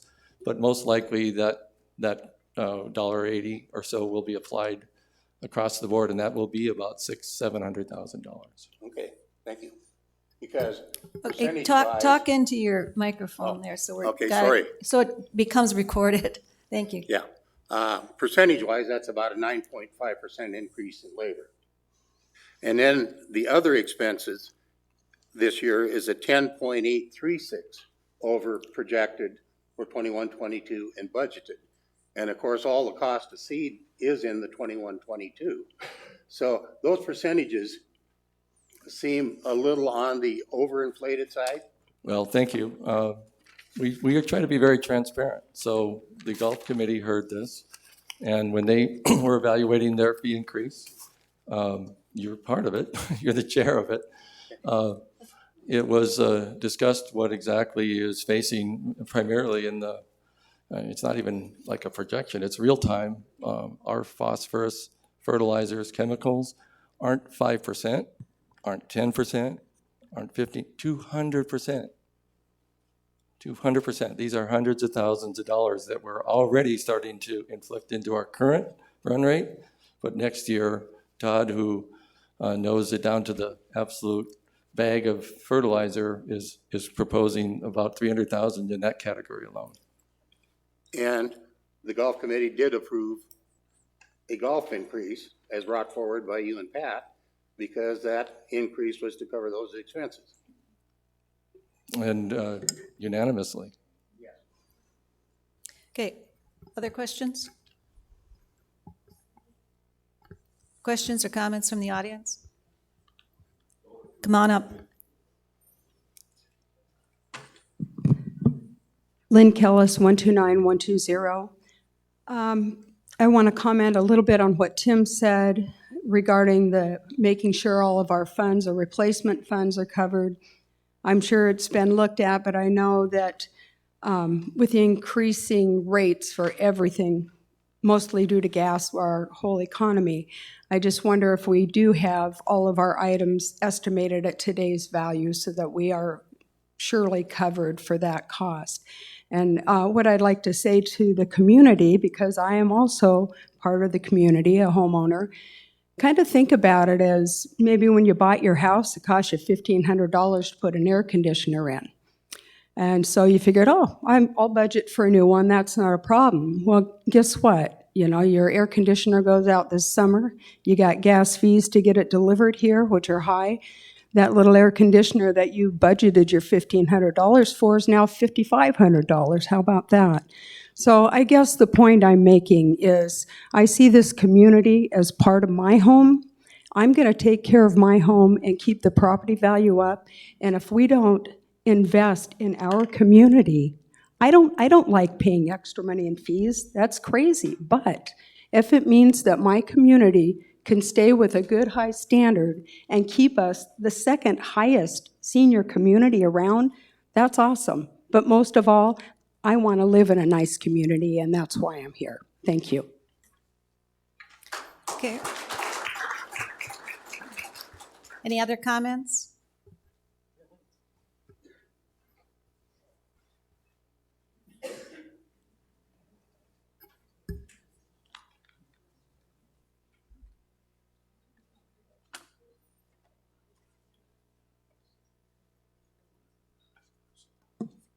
Good morning. My name is Linda Barnes. My number is 134918.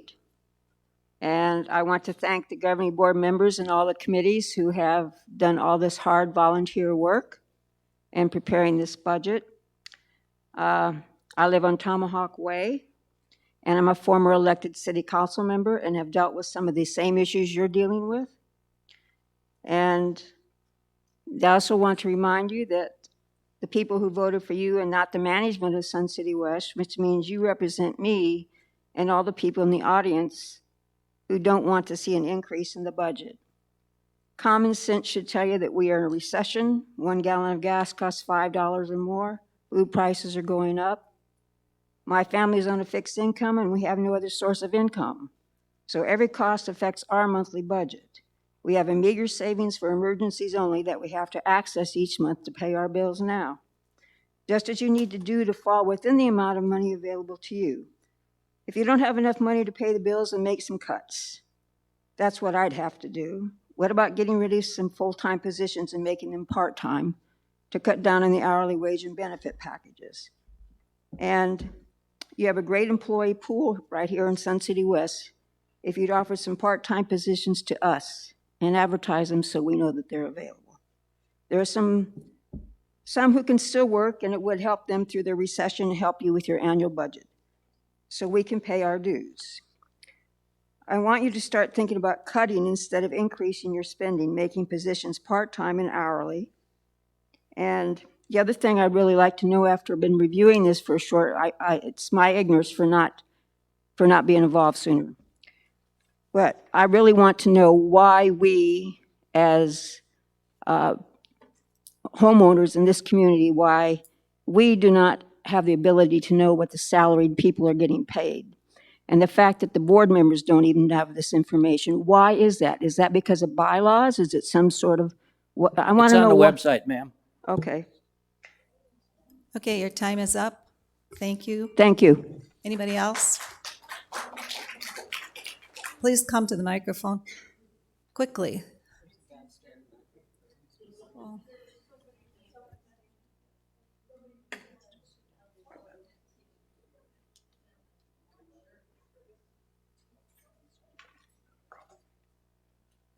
Yes, good morning. My name is Bruce Lees, 135422. I'm a 2-year resident of Sun City West. I wouldn't live anywhere else after moving here from the Northwest, but I'm also a retiree and on a fixed income. We all are experiencing high increases in inflation, whether we have a ton of money in the bank or not. My particular case is, I'm on a fixed income, so I have to measure how I spend my money. My insurance company for my homeowners wanted to raise my rates 20%. I negotiated with them and got the rate reduction. My car insurance went up 20%. I negotiated with them and got a rate reduction. I believe that there are alternative methods to managing the resources in the budget without increasing the membership fee at 5.6%. The $836 proposed $1,000 that may come from raising the APF and the membership fees, in addition to the surplus, I don't see how it measures out. We already have a surplus in the budget. I don't think that we need to raise the membership fee the full 5.6%. I think it would be closer to go 2.1, 2.5, and let us have a little bit of grace. And before I confuse myself, I'll go ahead and relinquish my time. Thank you very much. Thank you. Please come forward if you want to speak.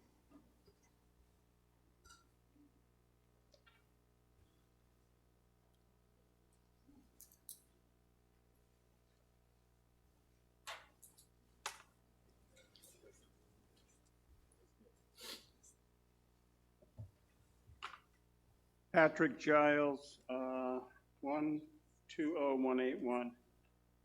I'm going to talk briefly about the labor situation. It is very difficult, but it has to be addressed. My background was labor relations, pensions, health and welfare, wage increases, and I work at one of the golf courses. We owned a landscape business for 2 years back in the 80s. And it is difficult to get quality employees at minimum wage. It's almost impossible. What I see in the landscaping on the golf courses, come summertime, the employees leave to go work in construction because they make more money. This Amazon deal, I don't agree with that analogy, but Taco Bell pays $16 an hour. That's what we're faced with, folks. It has to be taken care of in a responsible manner. I don't totally agree with what they're doing. I'm part-time. Do I get anything out of this $15? I don't know. I don't do this for the money. I do it for the pride of what I do in the job. I work over at Grandview, and maybe some of you have seen me there. It's not just me, it's the other employees. Do we have good employees? Absolutely. Do we have some bad employees out there? Absolutely. Maybe that needs to be addressed. But I'm telling you, if they do not address the labor situation now, it's just going to get worse. And that I have to pay the increase too, like everybody else. We're retired. I'm sorry. But if we don't address this labor situation, come next year, it'll be worse than 61 employees. Thank you. Okay. Okay, thank you. One more. Come over quickly, please. Yes, Anne, in the meantime. While this lady's coming up, I did want to respond to whoever said something about employing residents of Sun City West. I don't have the exact figures, but a good deal of the employees with our rec centers are residents of Sun City West. Hi, my name is Willeen Kohler, and I'm a resident of Sun City West, and my member number is 12206. And I've lived here 8 years, but before I even moved to Sun City West, I was speaking with the realtors, and she said there was a water problem then, and they were thinking of closing a golf course. Well, I thought that might be a good idea since there's 28,000 people, 7 public golf courses, and 2 private. Isn't that kind of an overkill? I lived in a community that's now 150,000 people, and they have 3 golf courses. And I don't see these golf courses full, because I live not too far from Trail Ridge, and I drive down on Deer Valley, and I never see these to capacity. And so I'm just asking the question as to why this is necessary. And the other thing is, this community is getting old, and there are some people that's been in here for probably 20, 25 years that live on Social Security, and I don't think they can absorb another $27 a month when they have a problem paying for their medication, groceries, house taxes, and everything. And I think that needs to be considered, because I think Dale Webb started these communities for retirees that could afford to be here and enjoy their life. But I'm just wondering about the golf courses, and I know they've talked about closing 1 or 2 of them over the years, but it's never been done. But that's just a question, that would save a lot of money. Okay, thank you for your comments. Okay, I believe at this point, I'm going to ask for the motion to be reread, because we do have a motion on the floor, and we need to deal with that. So, Ann, you want to read that? Thank you, President Fitzsimons. I move that the governing board approve the fiscal year 2022-23 total budget. Okay, and this does require 6 votes to pass, so we'll start with you, Donna. Yes. Ann? Yes. Lisa? No. Harry? No. Roberta? Yes. Jim? No. Sharon? No? Tim? Yes. So I would vote in favor, but that only gives us 5 votes, correct? So the motion does not pass.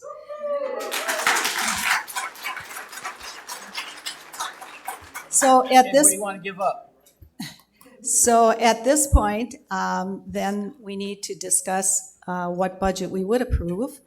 And understanding that we have only 4 areas or 4 spots to gain enough revenue. We've got golf fees, we've got bowling fees, we've got APFs, and we've got dues. So those are the only 4 places we've got in order to support this budget. So we need to make some compromises and kind of come together with what kind of a budget we might be willing to approve. So some of the questions that I might have to start off the discussion is, if we were to reduce the $28 increase, what amount might be palatable, and how might that money work out between that and maybe increasing the APFs even more than we already did? What kind of a combination might work out? Those are just 2 of my ideas. If we do not get that revenue, then we have to cut services. And that comes very difficult for residents to accept. Currently, we're getting requests to, improve the monitors at the dog park. Okay, well, how am I going to answer that question if you want to, reduce the amounts that we're going to be budgeting, or that you don't want to budget? So there are going to be some impact because if our budget is mostly dealing with paying people to provide you as residents the services, we'll have to cut services if we don't have the revenue. It's, plain and simple. And I don't think you want to have the library closed for a day or a swimming pool closed for 3 weeks. Those things are not, those things are not palatable to people. So those are tough things that we would have to do if we do not generate the revenue. We have a brochure that identifies everything that your dues supports. I mean, take a look at this. Without your dues, something's going to have to go. So it's a real difficult process. And what I'm hearing right now is your main concern is your personal dues. You don't want to pay the extra $28. So let's see if we have some suggestions from our board and kind of see what kind of compromises we can work out. Ann? Thank you, President Fitzsimons. I listened to what some people were saying, and somebody said they would propose a dues increase of 2.5% or less. When I look at that and what I just kind of rounded it up, 2.5% would be $12.43. I rounded that to $12.50, and that would get us approximately $187,000 for next year. If we were to pair that with approximately $200 in APF fee increase to make that $4,200 instead of $4,000, that would get us just slightly over what the current dues increase would do. Those 2 things together. Okay. That's easy math to do without going to the golf and the bowling. But I think if we do these things, we have to realize, we heard from 5,000 people who want new amenities. We've heard from much, much less than that of people who just say we don't want a dues increase.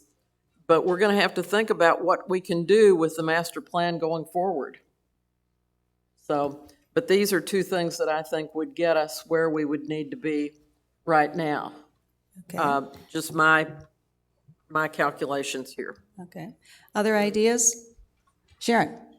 I would like to recommend that we have staff relook at the budget as a whole, rather than, excuse me, rather than just coming up with ways to change it to 2.1, because, or 2.8, or whatever we're looking at a difference of. It's their responsibility to bring us a budget that would cover what we want to get covered. But again, looking at where we have places where we may not need to have services or not need to have money spent. So I'd like staff to relook at it. It's my suggestion. Okay, we need to accomplish this at this meeting.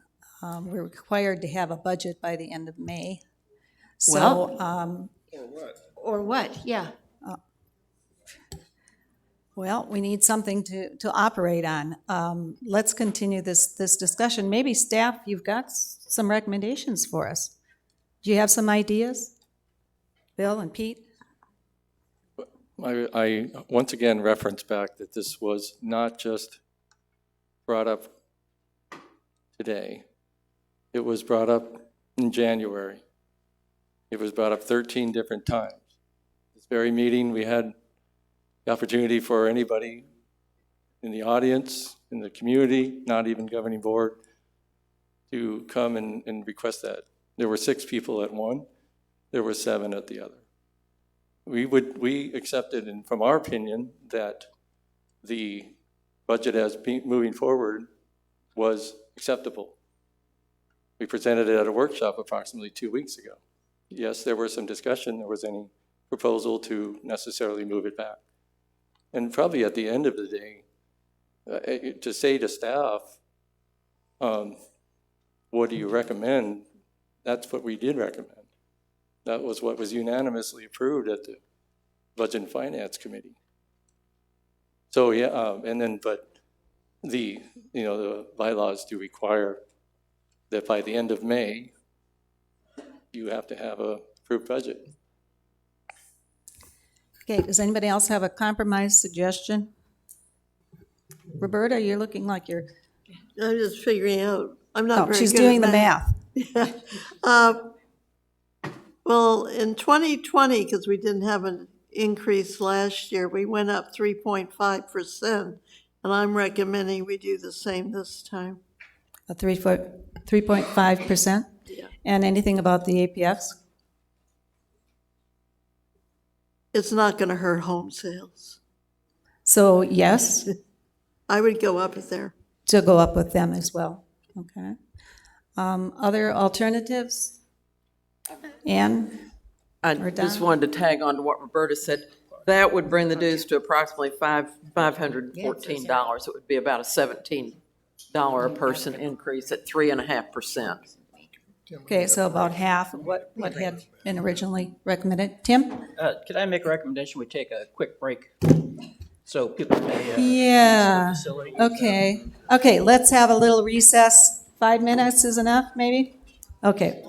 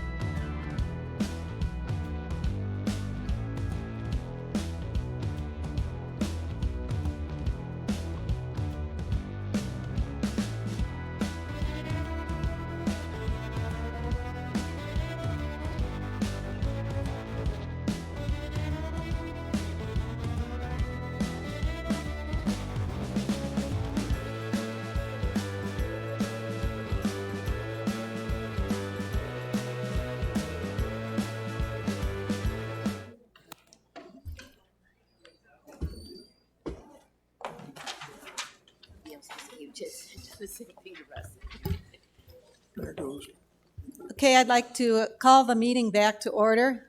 Yeah, we're all freezing up here. And Russ is going to fix it. Okay. Thank you very much. Okay, at this point, if there is no objection, we will reconsider the proposed total budget with a new motion. Ann? Thank you, President Fitzsimons.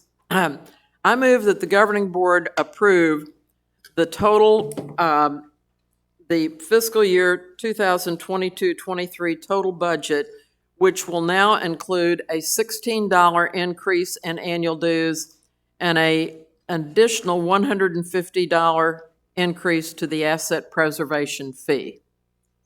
Do I have a second for that? Do I have a second for that? I'll second. Thank you. I just will add comments that this is a 3.2% increase in the dues, and will bring them to $513 if anybody's not doing the math or hasn't done the math.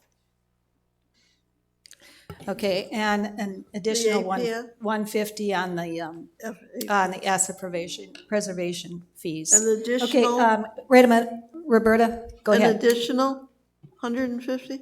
Yes. Yes. It will bring it to $4,150. Okay. And the dues would be 513, which is a 3.2% increase. A little less than what you had suggested, but made the numbers work better. Okay, Donna? And then, Ann, does this mean that the budget then will stand as it was presented as far as meeting all of the requirements for the expenses and necessary needs to continue our facility? That would be my understanding. Okay. Yes. Okay, Jim? I'm sorry, but I'd like to go back a step here. I don't know how we got to that number and how the motion all happened, because I know Bill Schwins well enough that he knew that he had to know that this was going to happen today.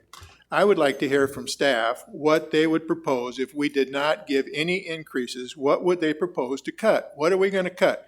Tell us what we're talking about here.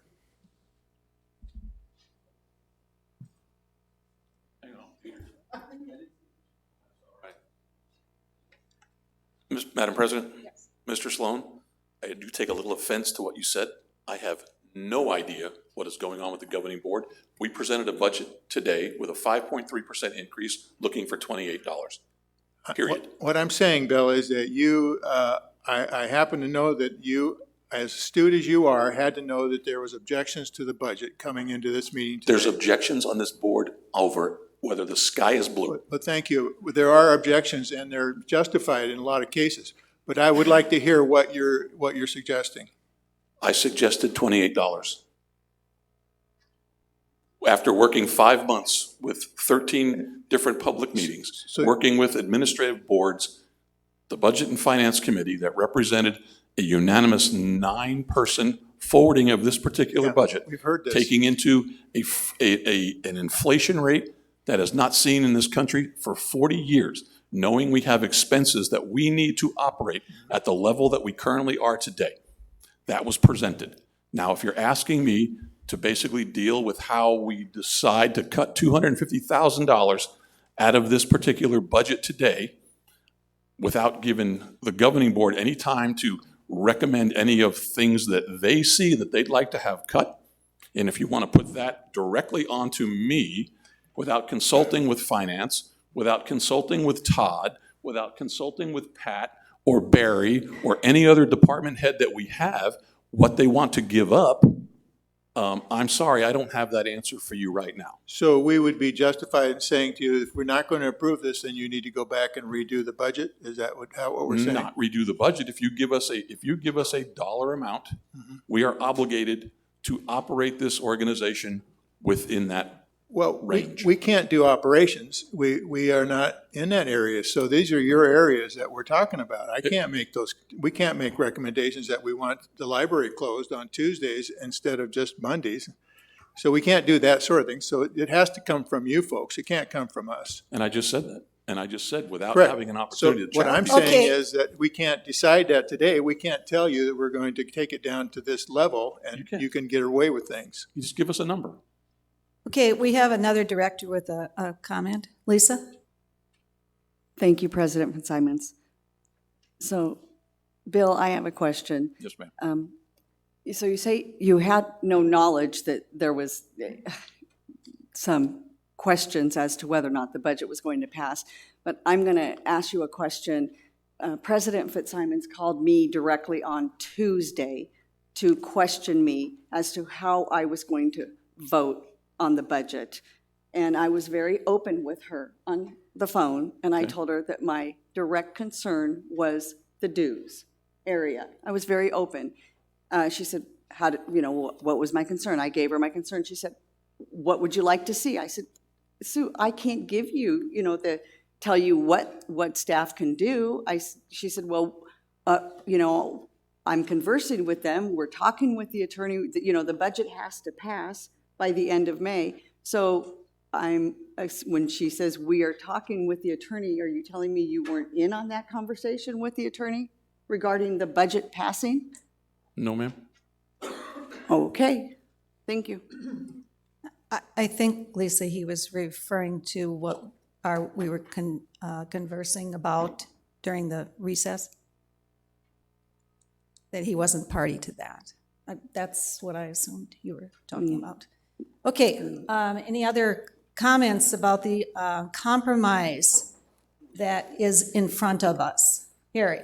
My question is does not any change have to go back to budget and finance to be approved by them before it comes to this board? No, it does not. Why? Committees recommend. They recommend to the board. The committee has recommended that we accept the initial budget. We voted it down. We voted it down, but the governing board makes the decisions. We can choose to not accept their recommendation, which is what happened. We chose to not accept their recommendation. It does not have to go back. Let's take a little different angle on this. 291 FTEs. Do I know what 291 FTEs are going to be next year? Down to the who's going to be staying in a chair, who's going to be gone, who leaves unexpectedly? Do we find 5 people that? No. Do we have this budget pinned down to even 1 or 2% down to where every single penny is projected and we know exactly where that's going to go? No. I've got repair allowances into the hundreds of thousands of dollars. Historically, that's what hits. Do I know right now when it's going to hit? No. What we're asking for you guys is to say, in response to the input from people that you're saying that you want to amend the dues, give us the amount of revenue that we are, that effect would have.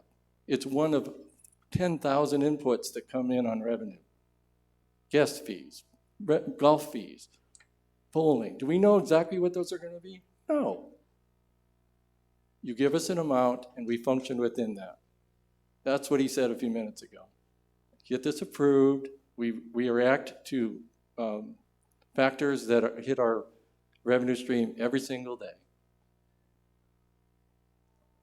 I think the answer to that was a good one in terms of my reserve fund modeling, by recognizing that there's a offset to this in the APF that will sustain itself so that we don't get that 3 or 4 or 5% hit down the road. The APF will offset that. Tell us that that's the amount and we will function it for you. Okay, thank you. Okay, other comments? Are we ready for a vote? You want to read the motion again, please, Ann? Yes, thank you, President Fitzsimons. I move that the governing board approve the fiscal year 2022 total budget, which includes an increase to annual dues of $16 and a $150 increase to the asset preservation fee. Okay, let's take a vote. Roberta, should we start with you? Yes. Harry? No. Lisa? No. Yes. Ann? Donna? No. Tim? Yes. No. No. Getting worse. Got one convert. Okay, motion fails, and my question is coming again. What is it that you want? What is it that you want? Because I'm obviously not understanding it. Sharon? From my perspective, I'm going to make the statement again. I think that we want, and it almost says exactly the same thing that Jim said. I want staff to come and tell me if I was at zero, what it would be that you're going to cut. What kinds of things happen inside this budget? And I understand that we've already approved the capital budget, and maybe it needs to be relooked at. Because if we don't like what we're getting now, and we're hearing from the community what we hear, why can't we look at the total process? And please, don't say I haven't brought this up, because I have been bringing this up for the past 3 months. And as to the last time I brought this up at the last board meeting, no one has answered the questions I asked. I've not ever seen anything of the 17 questions I've asked. It just went back to, and when Ann says that it just went back to them, and not one thing was in the minutes at all from that board meeting that said anything about anyone asking any questions. So I don't like that attitude at all.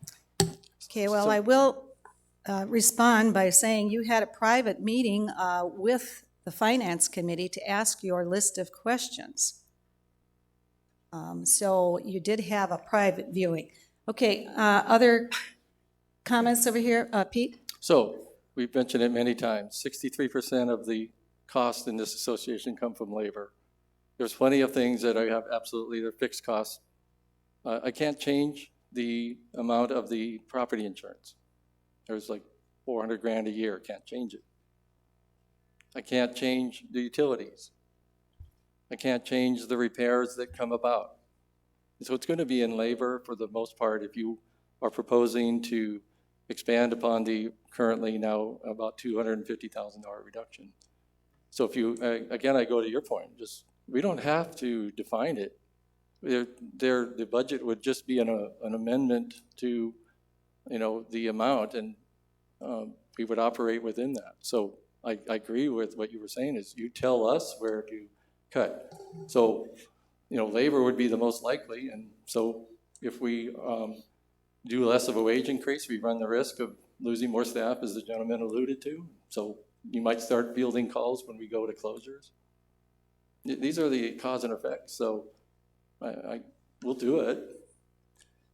But I will say that, to give a defined budget in specificity, you're going to have to call a special session because you have to resolve this today.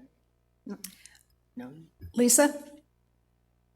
I'm going to agree with Pete. I think that we're at the point where perhaps we call an executive session and we go behind closed doors and we maybe, no? Okay, well, you're right, we wouldn't be transparent. Right. But I think we're going to have to sit down and we're going to have to hammer out. But I don't think it's up to us to tell them where they can Correct. hammer. Absolutely is. Correct.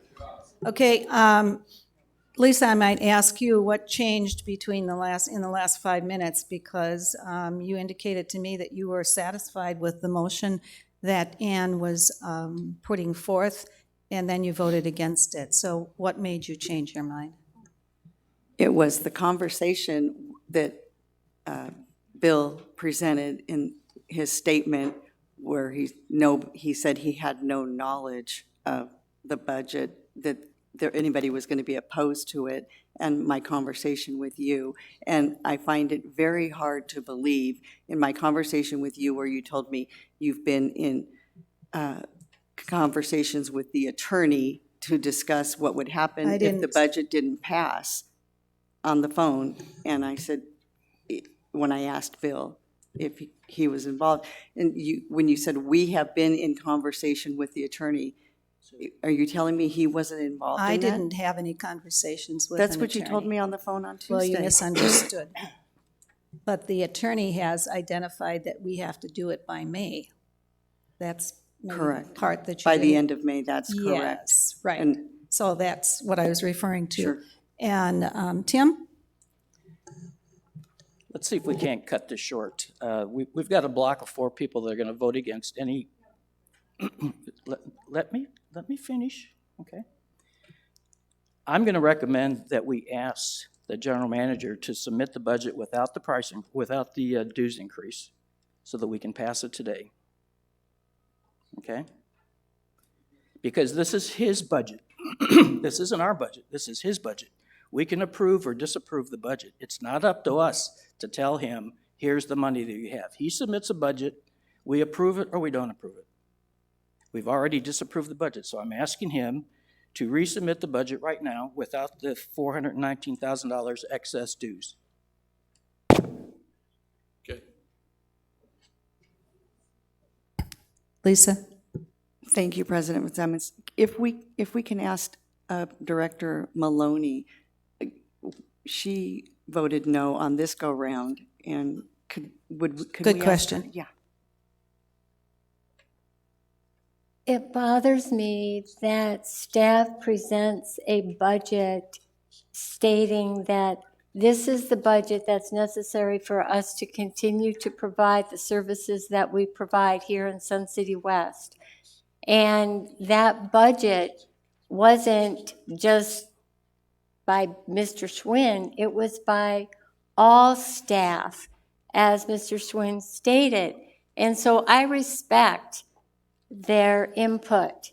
And I personally feel that the original budget with the original $28 increase in resident dues amounting to less than $2.50 per month is reasonable.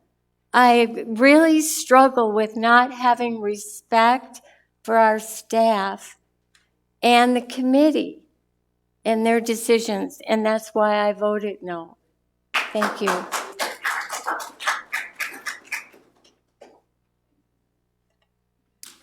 Okay.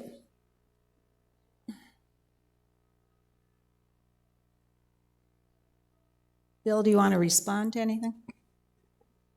I'm not sure how, but I can give it a shot. If we're looking at a 0 increase in fees, that's going to be approximately 500,000. Excuse me, 419. We have within our budget, without talking about capital improvements, because we've gone through that with several committees, looking at anything from 5,000 to 50,000 to 100,000 and up. Those have all been voted on and approved, I think, previously. So we're talking about operational costs. We have 4 or 5 items that, is it available to show our allowances on a spreadsheet? Is that there, Pete? Contingency, is that capital related? Okay. So we really don't have, I was thinking about contingency money, right? When we have various things that come up, change in demographics, I know it's a title, it's kind of confusing and that thing, but if anything comes up along the way that we didn't anticipate, right? We have about $400,000, $500,000, $600,000 set aside annually to deal with whatevers that we just were hit with that we didn't realize. But those are typically capital related, so that potentially could be something that we look at to withdraw and just live without contingencies. So if anything does come up, a special need comes up, or we want to put a sidewalk or wider sidewalk out to the ADA thing for the dog park or something along those lines, we don't have the funding to do that. So that's potentially an option, right? But again, like Pete said, and I talked about, and I continue to talk about for the 3 years that I've been here, right? We deal with people or labor, we deal with power, and we deal with repairs and maintenance. Those are the 3 big tickets on our budget. So to take $500,000 out of that, that's okay. You know, we can take it off of, all out of salary. And then our facility assistants that help us break down tables, set rooms up for events and rentals and whatnot are depleted, right? Who's going to do that? So we close early.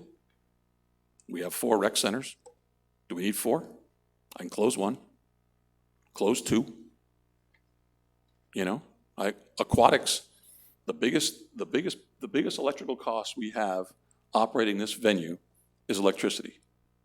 And it's turning pumps, whether it's pushing water around golf courses or circulating water in pools. There's 3 drains in the bottom of the swimming pools. 1's for water, 2's for money. They cost a lot of money to run, right?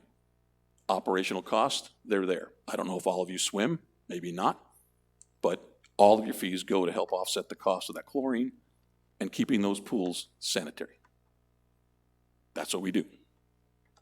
So, I mean, there's a lot of things we can do. There's a lot of options that we have available to us. For me to specifically say, I know of a line item that I can hack for $500,000, we don't have that. So it's accumulation of things. Service providers that we are. Harry? A question for Bill. Bill, you talked about the contingencies, 400,000 to 500,000. If we took those contingencies out, then if there was an item come up that needed to be addressed, could it not be brought before the board and the board approve it? And if it's something that the board thinks should be done, it would get done, just like the rye seed this year? I think that's a perfect place to take the contingencies out. And if you took the contingencies out, I would vote for the change. Go ahead. So again, we're mixing 2 things together. I respect what you're saying. And Bill did allude to that as a proposal. That's capital. It's capital, it's not operating. Then, you know, the comment, first of all, you know, what is, like we talked about, what is repair and maintenance? That is an allowance as well. Like I said this earlier, I don't know what we're going to have break next year. No, none of you do either. So what this board has, previous boards has given the general manager the authority, you know, that when something comes up, it gives him the authority to spend that. Ann is part of the Budget and Finance Committee. There's some in the audience that are on that committee. We present that every single month, what is spent. And when it did exceed the authority, we came to the governing board and got approval for the one item that was on this year's expenditure. But I think we're starting to move over to moving away from the dues impact. The equation of the 400,000 I already mentioned is that you have one of 2 options. You know, you can approve this right now and just say, I'm still going to approve the spend, and we move from $1.4 million down to $1 million. You're done. Knowing though that 400 grand loss of revenue in this year would either have to be made up in future years, as some have suggested, or you will watch 400 grand get shaved off of the reserve fund injection for the next 4 or 5 years. $2 million impact, 5 years from now, you will have 4 percentage point less. We're not opposed to this, just give us the yes or no. And the other option was, you know, no, we still want it to be $1.4 million. I haven't heard that comment be fully supported by this board to date. And I don't mean that, you know, judgmentally. But if you just wanted to, you know, still infuse the investment in the staff and lower the dues, you have that right. We would proceed with what the expenditures were as proposed. And, you know, and the only impact would be what I think is a big one, would be the reserves. You can offset that, as you already have, by infusing more dollars through the APF. And that was the suggestion. So I think if I was to change the motion, I would say we allow, as I think Ann was alluding to, we want to continue the expenditures, cut the dues to whatever percent you want, and allow that income statement to flow through as proposed, with a 150 increase, which Roberta alluded to. I'm of the opinion too that it would probably not impact, as our competitors around us. 4,000 at Sun City West, 5,000 on July 1 at Sun City Grand. So we should not be, I don't think we're pricing ourselves out there. Does the increase in the APF fee offset the loss of the revenue from the dues decrease? That, along with a modest increase in dues, would, those two things together. What I proposed, the $16 increase in dues and an additional $150 in the asset preservation Right. fee. So Those two items together. Now, one is operating one is and one operations, correct. is not. But the to the Pete's flow point, to the flow the to the reserves, reserve fund right. would be the same, which was why I was looking at a compromise, because I think that's what we need to do. Thank you. Sharon?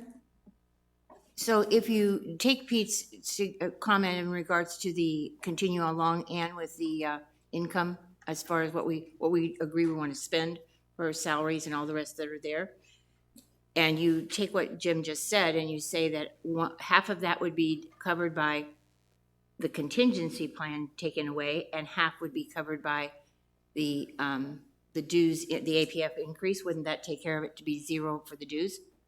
I didn't make any comment about the contingency fee. No. The contingency was in the capital budget, which this board approved last month. And that is not something that we can change right now because that's already been voted on by the board. That contingency was in the capital budget. This is the operating budget. I understand. But I did not say anything about contingency just now. Okay. I'm just asking the question, though, would that not, you say you can't make that decision today. Well, we're making decisions about the budget, so I'm asking how we can cover the zero increase. So one of them would be to take some of the contingency away and also add to the APF to cover it. Even though you're saying I can't do it today, I'm just asking if that doesn't also solve the problem. It possibly could. I don't know. I haven't looked at all those figures, Sharon. Okay, more discussion? Tim? This whole thing started because of an artifact in the accounting that shows that it looks like we're sitting on a bunch of money, a bunch of cash that's sitting somewhere, when that's not the case. It's in the reserve fund. I still go back to what Harry suggested at the beginning, and this is going to take, we're probably going to have to change 3 FI policies to do this. But to put a line item in that basically says this from the dues, this is going into the reserve fund. If it had been that way, this would never have come up because somebody out in media land got the idea that this is all profit and we're sitting on a bunch of money, so we don't deserve to get a fee increase, which is not the case. It's just an artifact. It's just the way the accounting is done. So I'm just, and another comment. We do, the rec center does a lot of things for people for free. You go to all your clubs, that's all free. You go to the pool, it's all free. All these amenities are free, except golf and bowling, which people pay to do, okay? You have to realize that $5 million of this budget is to support all the free stuff that's out there, okay? I mean, that's just the bottom line. So arguing over $25 a year, my cable bill is more than that in 1 month. So it's just amazing me how people can get so petty so often. Okay. Other comments here? Audience comments? Come up to the microphone. Name and number. Hi, Sue Van Wee, 131108.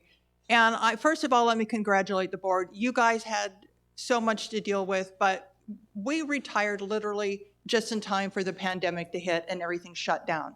So for 2 years, we paid our dues, got to do nothing because we were working, we retired. shut down. So I think that's where you're talking about dues increase. Yeah, it's kind of bad. But I guess I'm not understanding, first of all, when we have lower FTEs than we did pre-pandemic, why we're having an increase. And the other thing, I'm sorry, I'm not a golfer, but our kids are, the golf courses were not shut down, but everything else is getting shut down, and I don't understand that. Maybe we need to raise fees in a different area. I think that one-time fee, if Sun City Grand is at 5,000, quite frankly, I like this community a lot better than Sun City Grand, and I know people that have moved there and moved back here. Why can we not increase that one-time fee that people are doing instead of increasing our dues? I know it doesn't sound like a lot, but all the other costs that people are paying, I'm with one of the clubs that had to shut down. We reformed, but guess what? Now our costs are more. So that's going back. So please maybe consider increasing that one-time fee. And you know what? I don't know what you increase the non-resident golf fees to, but check with my kids and they're paying a heck of a lot more in green fees out in the community. So maybe revisit what you can increase in the non-resident golf fees, because they certainly didn't close down during the pandemic. Thank you.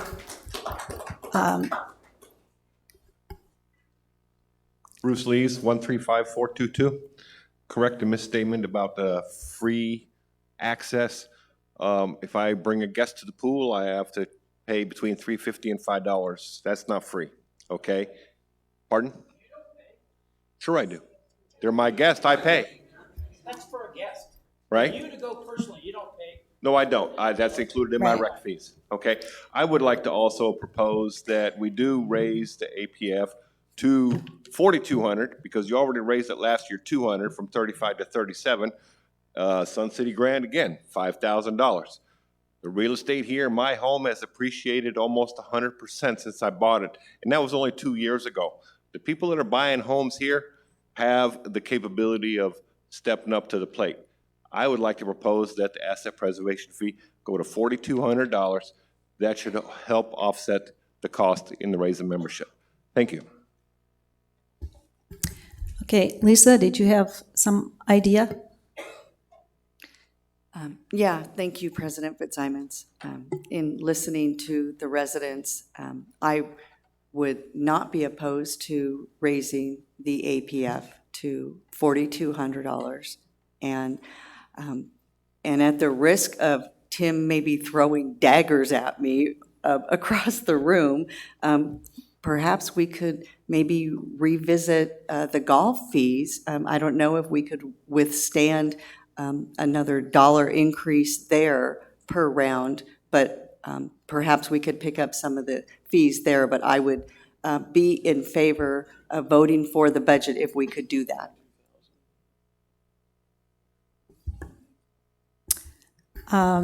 Okay. I'm not sure that we want to go back and deal with the golf fees. Again, we've already raised that. My opinion is that the residents, if we are already raising things for bowling and raising things for golf, doesn't it make sense that we should pay something a little extra for the swimming pools and the mini golf and all of those activities and all of the club activities? Maybe you're not accepting the $28, and maybe there's a different number that's more reasonable, so that we are all contributing in some manner.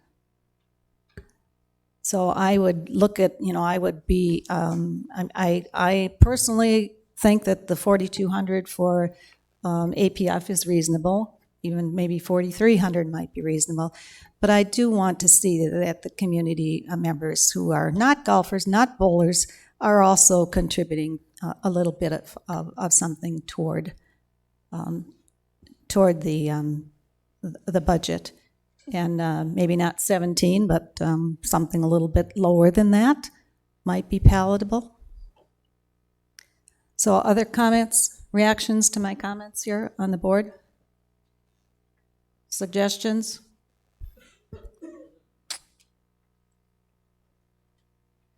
No suggestions? Ann, Well, I was just looking at, working on the numbers? I was just working on numbers, thank you. If we put the motion that I just put forward had the APF fees going to $41.50. If we put those to $4,200, we could do a $12 increase in dues. Now, I know that people are saying we don't want any increase in dues, but I'm not sure that that's realistic in this world. Everybody gives a little bit. We have already raised our rates for golf, and we've raised our rates for bowling in the sports pavilion.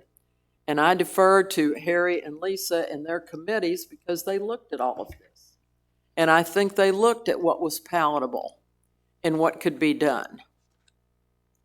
I think I'm going to keep drilling on it, folks, but 5,000 people told us that they want some advancements in a master plan. Less than 100 have said, we don't want a dues increase. Now, Bill said it right. If we go out on the street and start asking, do you want a dues increase? We're going to get 100% of people saying no. But my question is, do you want our community to continue to grow and prosper? And I think some type of modest dues increase is going to be necessary for that.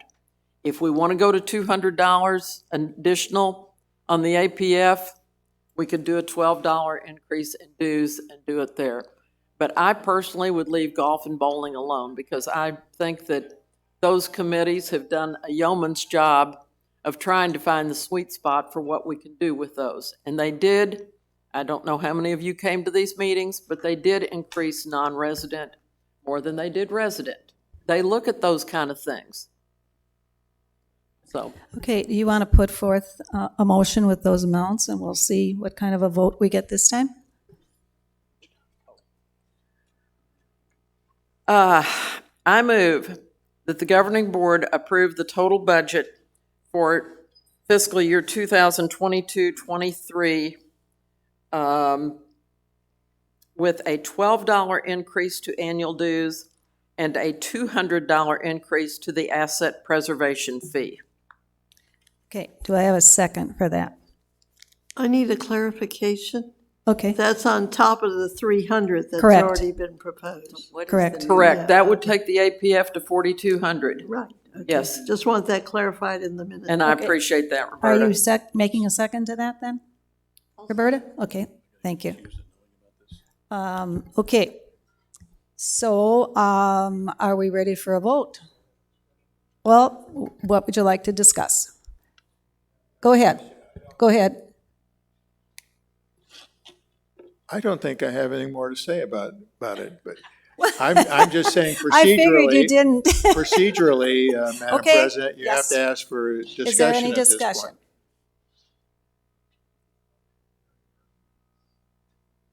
Discussion?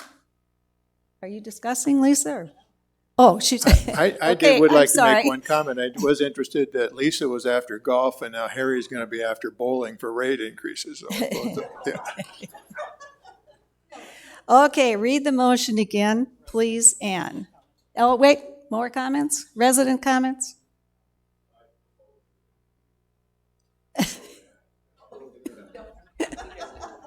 Okay, I think he's saying he's in favor of our okay. Anything else? Let me see if I Okay. can get this again. All right. I move that the governing board approve the fiscal year 2022-23 total budget, which will include a $12 increase to annual dues and a $200 increase to the asset preservation fee. Additional increase. Well, the proposed budget had it already with the 300 in it. Okay, Tim? Yes. Sharon? Yes. Sorry, yes. Jim? Yes. Roberta? Harry? Yes. Lisa? Yes?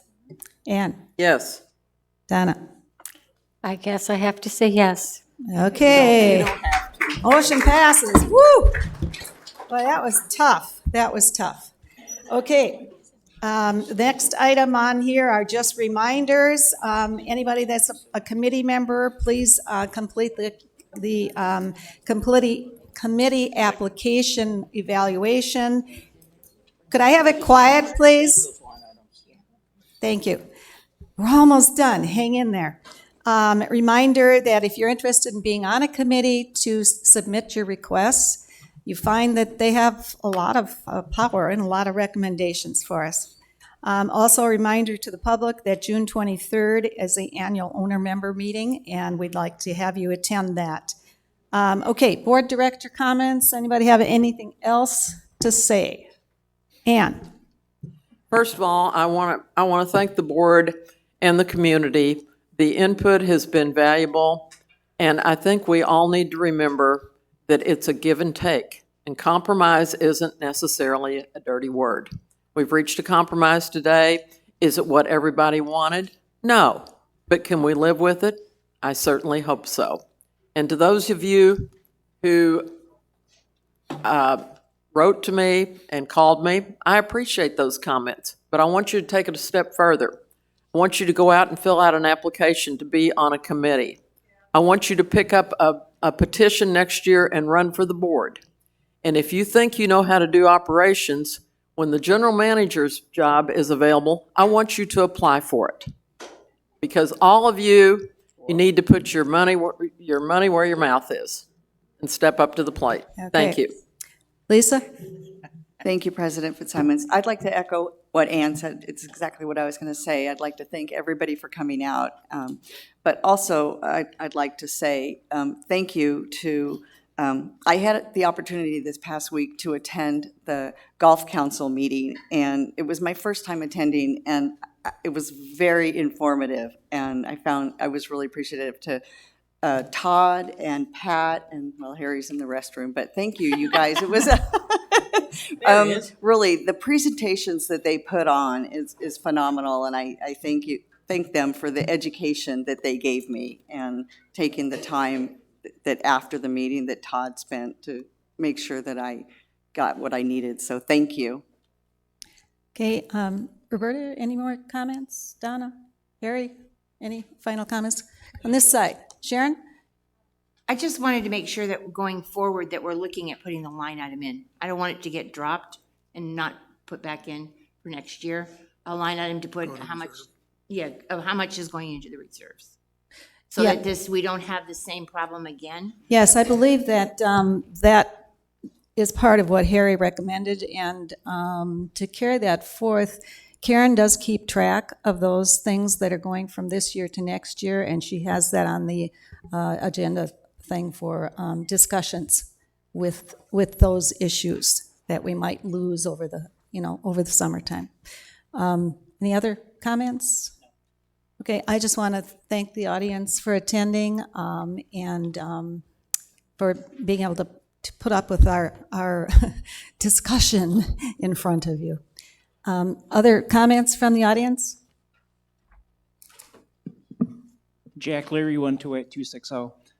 My comment is for preparation for next year. In observing what happened here today, I wonder if the process is not a little bit backwards. What was presented by Pete and Bill was the budget that they came up with, but they didn't receive guidance on what would be an acceptable dues increase or other direction until today. This would have been better had they received direction back in December to say, the board says, Bill and Pete, we want to try and make this budget through zero increase or a 1% or 2%. Then they could run scenarios and be prepared rather than coming with the final answer and hoping that gets passed. So I would recommend and propose that be the process going forward, because this should not have happened here today. Yeah, good suggestion. Okay, speak up. I haven't said anything yet. That's what I'm saying. Speak up, you can sign your name later. Oh. We know who you are. My wife left because it was so cold in here. Oh, well, it's getting a little bit. She walked home. I have a couple things. I'm sorry Richard left from the Arts and Design Committee because I'm part of the Properties Committee. And it was presented to us, and a couple of the items came in, and I might mention that I was one of the only guests at their meeting. Sue and I were in the audience, and there was nobody else, but it was brought to their attention that, and this came from the financial approval process, that any request below $5,000 is not required to go before Budget and Finance Committee prior to being brought to the governing board. If it's over $5,000, it needs to go to the Finance Committee. In past, we've had 3 committees that have reviewed any kind of expenses. It's Budget and Finance, Properties, and Charter Clubs, those 3. Maybe there's a different procedure now, but it was also said that the Property Committee accepted the presentation on a whole except the recommended artwork, which was wrong because on 2 of the items, which were originally over $5,000, were brought down to under 5,000 bids. I don't think that will happen, but that would have been $10,000 that we weren't approving to move forward. But it says it was noted at this meeting that the Property Committee approval was not necessary. Why am I on a committee giving our recommendations to the governing board? Thank you. Just a clarification, all that committees do is to give recommendations. So, yep. Okay, next. Tracy Anderson, 132045. I'm hoping we can end this meeting on a, on a positive note. I had the pleasure of golfing in a fundraiser in Sun City May 1st. After golfing on this unnamed course, it makes me appreciate how much Todd Patty does for our golf courses. We have the best golf courses as far as being in shape, and he's missing people. A crew, he works his gluteus maximus off. Okay, I'm just telling you. I'm also a lawn bowler too, so I appreciate his hard work and his crew's hard work for the lawn bowling club as well. Thank you.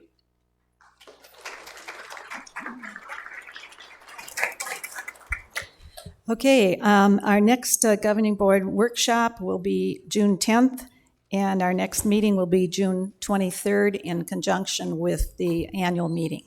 Thank you for coming. We're adjourned.